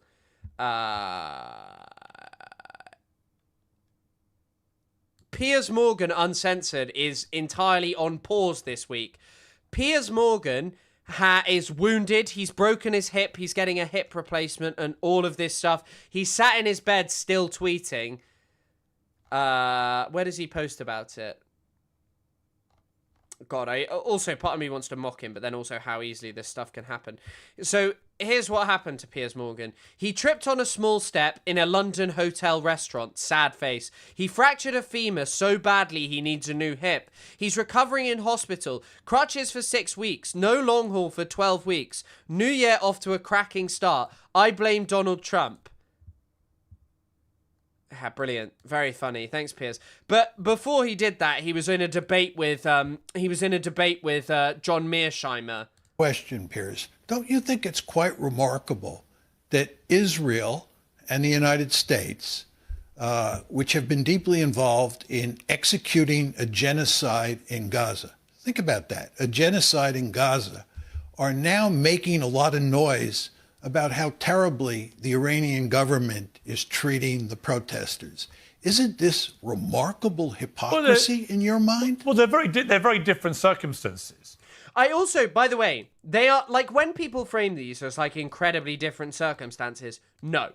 The Iranian people are seeking liberation from authoritarianism to live under some kind of meaningful government which they deem accountable to them and their interests. The Palestinian people utterly ridiculous. Are seeking to not live under an authoritarian government run by Israel that targets them on the basis of being Palestinians and denies them any right to have like, you know, the right to be Palestinian, the right to live in their own country and be human beings.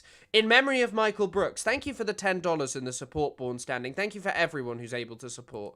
Because what you have in Iran is That's Iranian... for sure. That's for sure. Well, they are different circumstances, aren't they? In Iran, you... Like, he'll say they're very different circumstances, but ultimately, I think if we're intersectional, if we talk about it, and if we genuinely want meaningful change for people, we have to say, like, ultimately, Palestine is about the liberation of human beings, you know? And that's what this is. Have an uprising not dissimilar to what we've just seen in Syria, actually, which ended up toppling Assad very quickly. Yeah, this is the incredible thing where he just goes like, yeah, Assad was toppled very quickly. No, he was not. Why do people protest USA killing in Gaza but not protest USA not killing people of Iran? Why do people protest USA killing in Gaza? But yeah, I think we should protest for more killing. That's the real truth, Nuke. Hey, Chris, not sure if you'll read this, but I love what you're doing on stream, pushing against this BS that they want us to believe, and I just accept as fact. We need more voices like yours. Keep it up, man. Thank you. I'm incredibly grateful that you're watching. Thank you so much. Thank you everyone who's here and just watching, supporting, just being here. With Syrian Yeah, and I do like that. It's utterly ridiculous. people leading that to the extent that Putin just disappeared because he could feel that this was going to happen. And I feel, I hope on behalf of the Iranian people that they are successful. I think they might be this time round. But I don't see a comparison to what has happened in Gaza. In Gaza, it's also so funny how these people say Israel's doing ethnic cleansing, all of these things. Like, why is the Iranian government bad? Go on then. Because it's a theocracy. Okay, Israel's moving towards that. It's a Jewish supremacist state. It regularly highlights the fact that it is for Jewish people, that Palestinians largely have no place within the society. Why is it wrong for Iran to intervene there? You constantly demonize them and accuse them of proxies. But notwithstanding the history of the conflict there, you had, on October the 7th, 2023, you had one of the worst terror attacks of modern times, with 3,000 Hamas terrorists causing total mayhem across the border in Israel, murdering 1,200 people, kidnapping 250-odd people, including a baby, a Holocaust victim, and so on. Jesus Christ. Taking these people back into depravity in Gaza. And then you've seen Israel perpetrate a retaliatory attack on Hamas. I love how he talks about depravity in Gaza when it is so obvious that Israel's major prison system and mass torture system that it has run for decades is objectively worse because we fully back it. The West fully backs it. Hi, Chris. My partner and I are watching the VOD from the start currently, so have no idea what you're discussing. But we watch your VODs every day, even if we don't catch your live. Natnip, thank you. That's incredibly kind, and I hope you enjoy this response when you are here and at this point. Toonie Tuesday. Oh, I was like, what the hell's a toonie? I feel like that's a Canadian thing, but thanks for the $2. That's which I think had gone until the ceasefire way too far. I think that they broke a lot of laws themselves in terms of starving. I think the Iranian government just went a bit far and broke a couple of laws, so no one should intervene against them, and anyone who intervenes against them are unacceptable. True Iranian patriots are the ones who live in the US and want to see their country destroyed. Yeah, I tend to find that people who have a connection with Iran, no matter how much they hate the government there, do not just want to see massive civilians be slaughtered there. The populace in Gaza in terms of just killing way too many civilians, killing so many journalists, banning international media from getting in. So many things that they... It is utterly ridiculous. Thank you for becoming a member. And also, like, all of this stuff that we're so quickly, like... is just always reported as, hey, it's barbaric to cut the internet off, it's barbaric to do X, Y, Z, it's barbaric to kill protesters, it's barbaric to do this, that, and that, and this, and this, and that, and that, and this, and that, and that. Ultimately, Israel did all of those things, and our media did not instantaneously tell us, hey, this is really evil and bad. But yeah, Deathbat, thanks for becoming a member. Enjoy your new emotes. Yeah, I thought I'd heard Toonies be mentioned by my girlfriend. They did, which I didn't agree with at all. But I don't see a comparison to what we're seeing in Iran. Do you? Piers, I'm shocked at your rhetoric. In the past, when we have talked, you have readily recognized that the Israelis are committing genocide. This is why I despise Piers Morgan. Piers Morgan, like Keir Starmer, puts his finger up in the air in the morning and sees which way the wind is blowing, and that's how he decides his opinion about stuff. Side in Gaza. I've never said Period. that. Here he is saying it's becoming a genocide of journalists on August the 26th, 2025.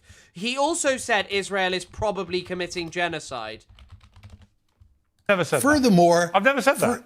I've never actually said I believe it constitutes a genocide. I think that you've heard genocidal language from people like Smodrich and Ben-Gvir, but I don't think it can be constructed as a genocide because I don't think people who actually wage a genocide are interested in doing ceasefires, which we've now had for, thank God, quite a few weeks and months. There are hundreds of people still being killed. And by the way, Israel's genocide is hugely cultural. Like, I don't think any of you should be mistaken. The cultural element matters just as much as the death. Like, the plan for Israel was to wipe away Palestinian culture in Gaza and ethnically cleanse them and replace them with Jewish people. This is like an open plan that they have with Trump, right? You know that. It was hidden under Biden, but they had documents talking about it very early on. Chris, has there been a liberal Zionist who tries to paint Netanyahu in a good and saying that Netanyahu is cause of genocide and not the liberal? If they are, what's the way to debunk it? I mean, the way to debunk it is to talk about the fact that, like, in Israel, they don't punish genocidal rhetoric. If this was something that just had to do with Netanyahu and the clique around him, they would be punishing people for genocidal rhetoric, but they're not. And Israeli society is not inflamed by the genocidal rhetoric. The mass protests in Israel, you need to look at the causes of mass protests and opposition to Netanyahu and what they're actually citing, and who will be elected next. Because materially, on the topic of Palestine, there are not actually that major differences between Naftali Bennett and Netanyahu. There just aren't that major differences. And Bennett will probably end up aligning himself with the Israeli far right, like the same people who Piers is like, we gotta get rid of them. I find the destruction of schools, libraries just as horrifying as the human death toll. Yeah, I think that this is actually, earlier I was talking about Anfal. Something I really appreciated about the Anfal genocide, I can't show any of this because I'd get myself in serious trouble because it's archival material from the University of Exeter that I've drawn it from, and I haven't cited it properly, so I can't really show you any of it. And I'm not going to because I don't want to violate the trust of great people at the Exeter Archive. Shout out James Downs, who's a great guy at the Exeter Archive. And if anyone's interested in archival stuff, he's brilliant. Honestly, such a nice guy. But there was a list of like 200 churches and villages, and they were actually in German, so it was like a way I could flex in the project and be like, hey, I can actually read this and use it to pretend I did something significant here. But anyway, I was an undergrad, so there were like 200 churches. Pretty much none of them have any memory online. Significant spaces, villages, places that are just wiped away. Piers is a pigeon lover. I have heard that story. He can't even say mass murder. The thing is all of these people are so willing, like, once again, they are so willing to make any excuse that they can absolutely find for the genocide of the Palestinian people. But yet when, thousands of Iranians are killed, anyone who makes an excuse is an evil tanky who's controlling the world and doing such bad things and are responsible for everything. By the way, when Ethan Klein said tanky ideology is falling apart, I am not covering this today because I am so excited to cover some of it tomorrow. Macron is looking incredibly cool, and we will go back to the thing. By the way, this doesn't absolve Macron. Macron is a prick. But here's a video of Macron wearing glasses because he had eye surgery. But he is looking great.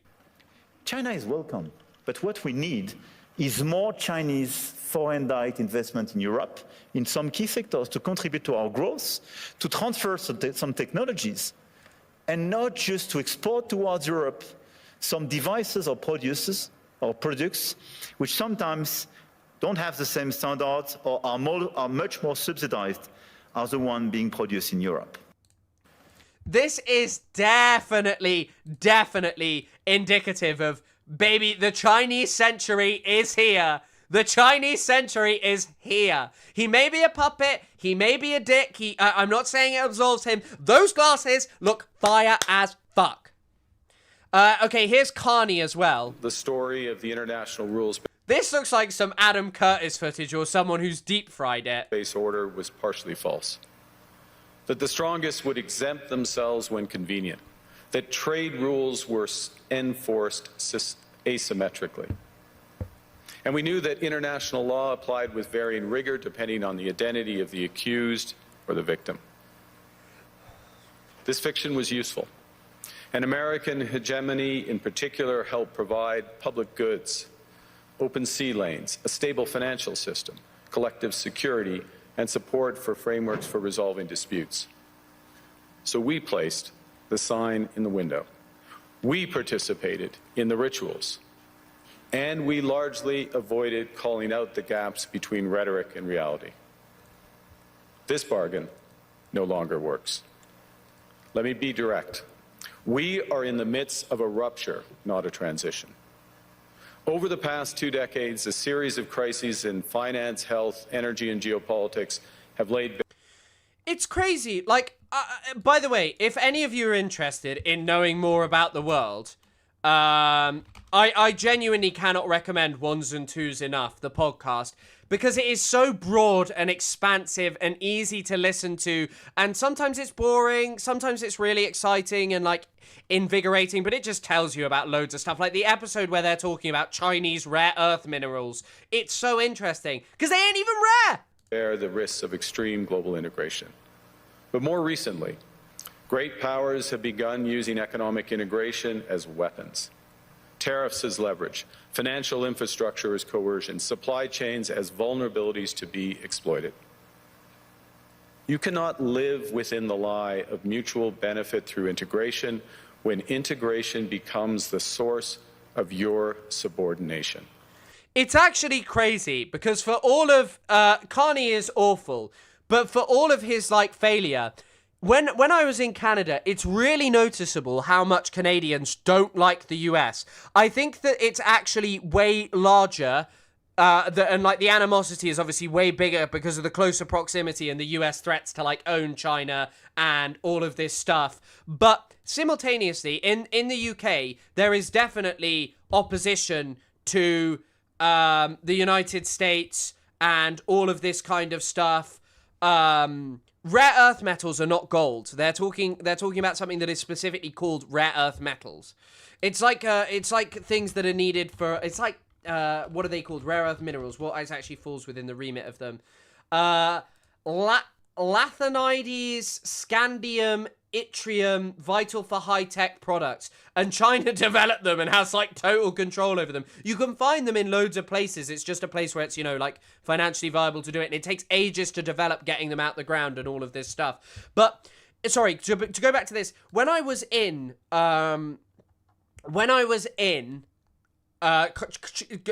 Canada, you notice this animosity towards the US. In the UK, this shit exists, but Starmer, the left-wing politician, is like, Mr. Trump, let me lick your boots more, let me lick your boots. Why would you if you're waging an actual genocide against a populace? So what do you call it? Mass murder? I would call it a form of ethnic. What's the phrase that you use to describe what's going on? I have phrased it as in Gaza. I believe it's been a form of ethnic cleansing. But I've not gone as far as saying it's a genocide. You don't think it's mass murder? I think that they're common, just in very low ppm. What does ppm, mean? ppm? What does ppm mean? Parts per million. I'm sure you'll expand. The Israel argument about calling it mass murder is that they believe they are responding to defend their people from I also just want to point out the exact point that I made in that Ethan Klein clip that he couldn't understand, that he just could not fathom of why I might say that. This is the rhetoric that the government of Israel uses to turn people off from supporting Palestine unequivocally so that they can commit any crime that they desire. You repeat it uncritically and then cry and refuse to repeat anything that Iran says because Iran, big, bad, scary ruiner of the Middle East who do everything bad to their people because scary hijab. What do you think Israel is? And I'm loving all of your definitions of parts per million. I'm sure that the idiot geoscientist is wrong. The L geoscientist putting in parts per million. I'm sure it's piss per minute. Someone said, effectively, geologically, they occur commonly, just in very low concentration, and it's very difficult to find economically viable deposits. That is what I guess. That is what listening to the Adam 2s, that is what listening to Adam 2s does to a man. That's what it does. That I can guess I am a free thinker now. Genocidal maniacs, Hamas, who are wedded to the destruction of Israel and the death of all Jews, and showed on October the 7th that they... It's also, by the way, the fact that this can be repeated is why I hate this notion, and I hate these people who consistently spew, Hamas is a genocidal death cult. Where are Hamas committed to the death of all Jewish people? Where? They intended... Go on, where? do just that. And I think that my argument with the way Israel's respond. Once again, I'll repeat my statement. All of the Iranian protesters are CIA Mossad who come and kill everyone because that's what they do. Is that the response was completely disproportionate, went way too far. And like I said, they've broken a number of laws in the way that they've responded. But I have not actually categorized it as a genocide. It's really interesting watching Mearsheimer here, like, perplexed by the stupidity of this. I think it's really funny as well, because even if you believe these things, right, it's clear that you don't believe that the genocide is the red line to hate someone and view them as totally a pariah state, because, like, you think Iran has committed crimes, and that's hence why you view it as a pariah state. So in the context of,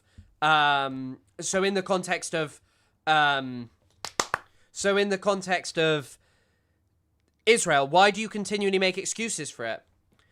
And also, yes, like, just pretending that October the 7th was like this satanic attempt to kill every Jewish person that they got their hands on is totally in contravention with what actually happened there and just the logic of there being hostages. This is John Mearsheimer. He's quite a famous professor. I'm not so sure I agree with him on, like, he's quite a big proponent of this notion that, like, Russia kind of has a right or like an ability to act in Ukraine because of this whole NATO expansion there. And the only thing it buys into, which I view as problematic and I think is articulated by Tooze very well, is this kind of stuff to do with spheres of power. It's called realism. There's a great article in the New Statesman, which is a pretty shitty mag, but there you go. Also, thank you, by the way, for people telling me about the rare earth minerals. It's really interesting. Thank you, and I really like doing that kind of stuff. And yeah, I do need my din-dins. The dan-dan noodles are not keeping me sated anymore. I'm getting crazy for it. At least because no state has ever been found guilty of waging a genocide as a state, I understand. I'm actually shocked at your rhetoric. I can't believe that you don't recognize that what the Israelis... I think it's also, like, the funny thing is loads of people are like, it needs to be recognized as a genocide. The Genocide Convention says that genocidal rhetoric must be punished. Israel is a nation state in the family of advanced Western civilization, and it is a country where we have seen openly genocidal statements from the top to the bottom. And if you bothered to watch South Africa at the ICJ, what they did so masterfully was to talk about how this Amalek stuff of Netanyahu, which the smartest Israeli propagandists will try and be like, actually, it's just, it's okay because, well, the smartest, it's actually okay, man. Or for whatever reason they can find to basically be like, oh, it's justified or whatever. Anyway, that bled down to soldiers on the ground going into people's land and doing all of these things and perpetrating all of these crimes. Some can see it was genocide. I have an old TikTok video where I said it was genocide pre-October the 7th. And Marcus Ryan, wrong. Condemn Coachella outside of Auschwitz now. Yeah, sorry, I must do that. My sincerest apologies. Thanks for the €2. Please.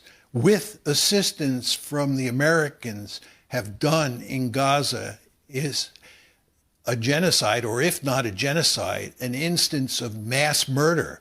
And when they, the Israelis and the Americans, criticize the Iranian government for using violence against... I love when Piers isn't talking and he just sits there like with his little lips pursed. Politics would be loving this. Against Iranian protesters, that doesn't represent hypocrisy of the first order.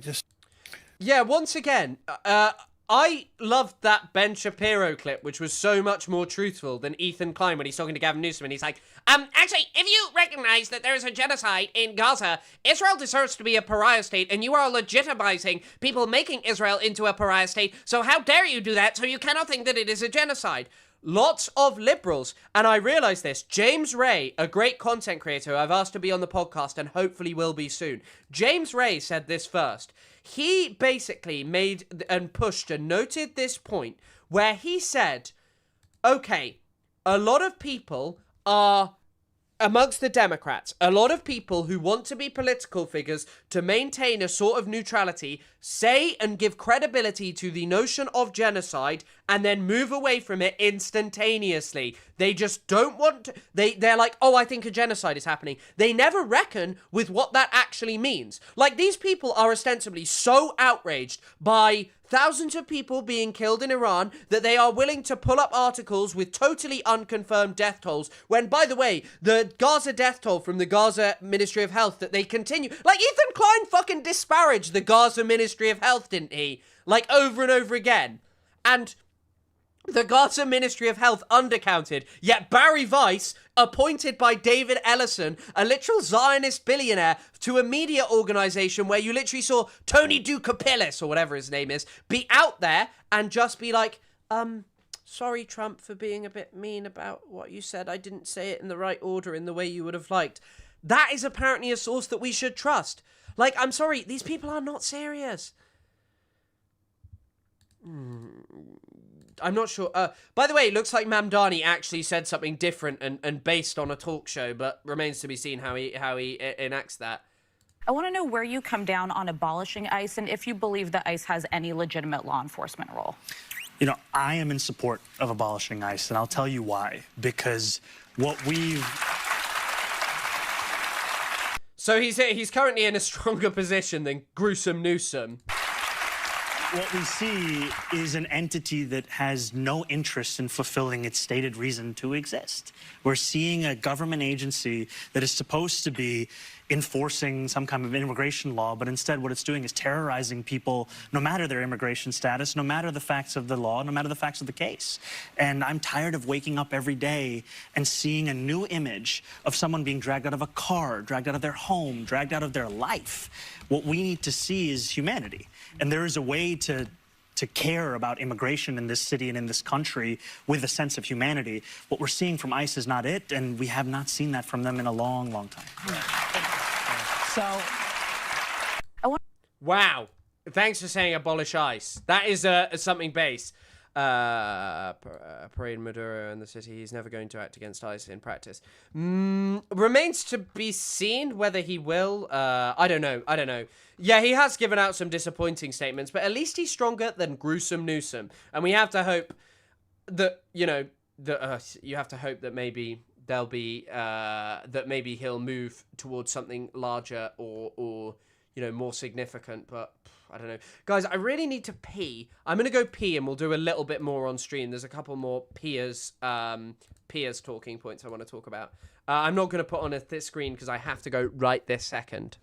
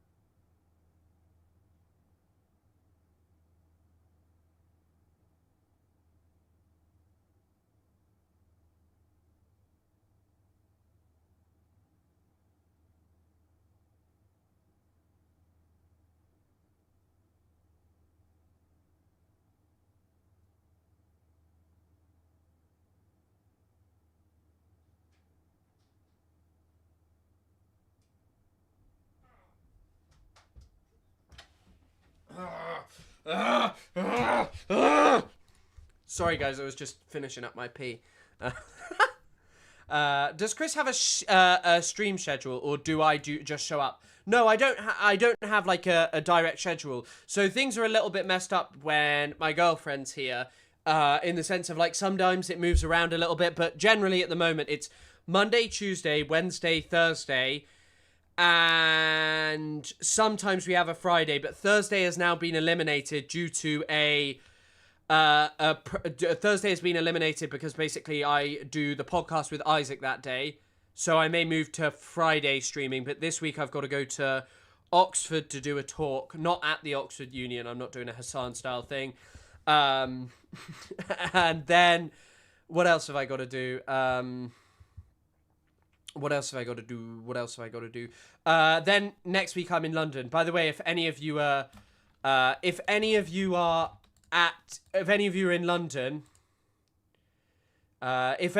London, and want to come see an event, there's a £10 ticket to see me speak at a declassified event. So if any of you are in London, let me know. Isaac is not in Britland. He will not be anywhere near me. It's controlled opposition everywhere you look. Let me hold it in. Oh, that sounds fancy. Yeah, if anyone's in London, come see the thing. I'll just actually...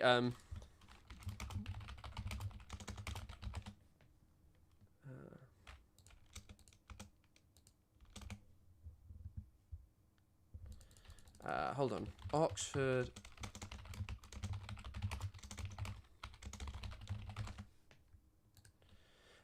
here you go. This is the event. Hey!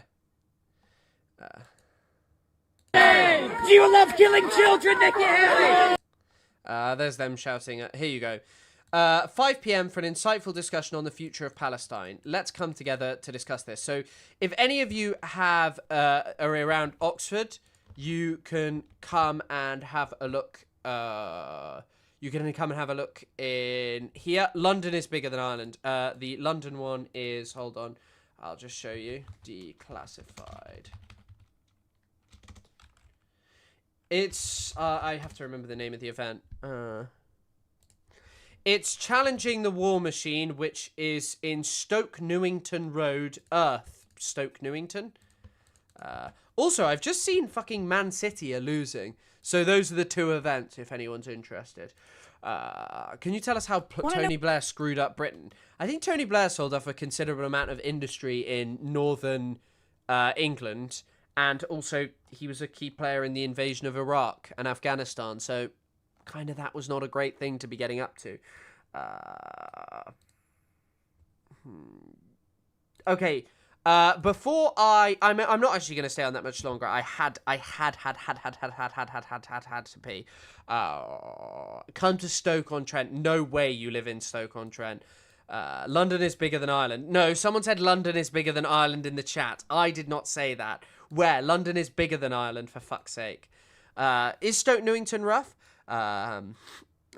We'll show up to clip. Yeah, there'll be a clip. There'll be like a stale 2000 Reddit mod, just like filming me being like, hey bro, I'm filming you. Yeah, Man City lost to Bodo fucking Glimt.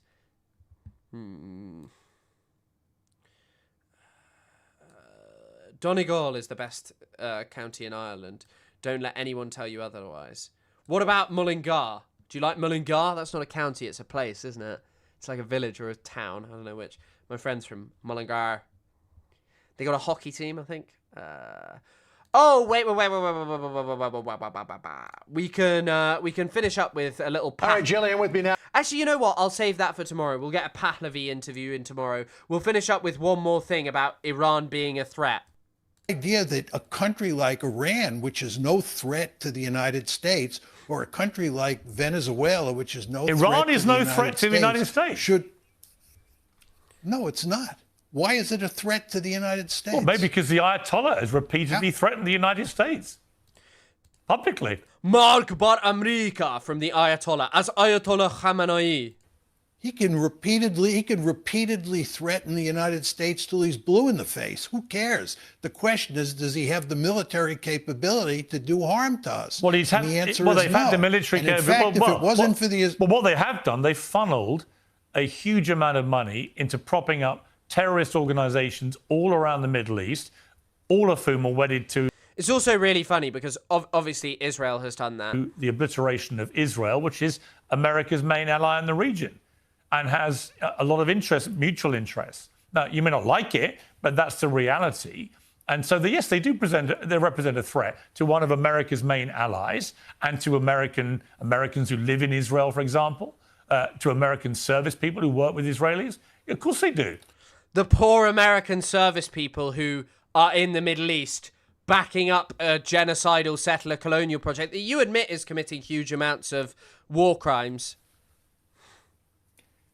But you're making the argument that they're not a threat to the United States, they're a threat to Israel. And because we're joined at the hip with Israel, anything that's a threat to Israel is a threat to the United States. Look at him looking down. He's realized he's done an anti-Semitism. He's claimed that the US is controlled by Israel by accident. States. I don't buy that argument. I'm an American firster. I care about the U.S. national interest. And it is not in our national interest to have this conflictual relationship with Iran. And if it weren't for the fact that the Israelis have so much power in the United States and insist that we keep Iran as an adversary, we would otherwise have good relations with the Iranians. But I mean, this is pretty much undeniable that we probably would, but the US could have never, ever, ever, ever, ever allowed that. Like, eventually, Iran would have abandoned that ideology for just like a deal with the US, but obviously because of Israel, it's really hard. It's really hard for that to ever happen. By the way, it looks like Davos is going absolutely crazy right now. Davos is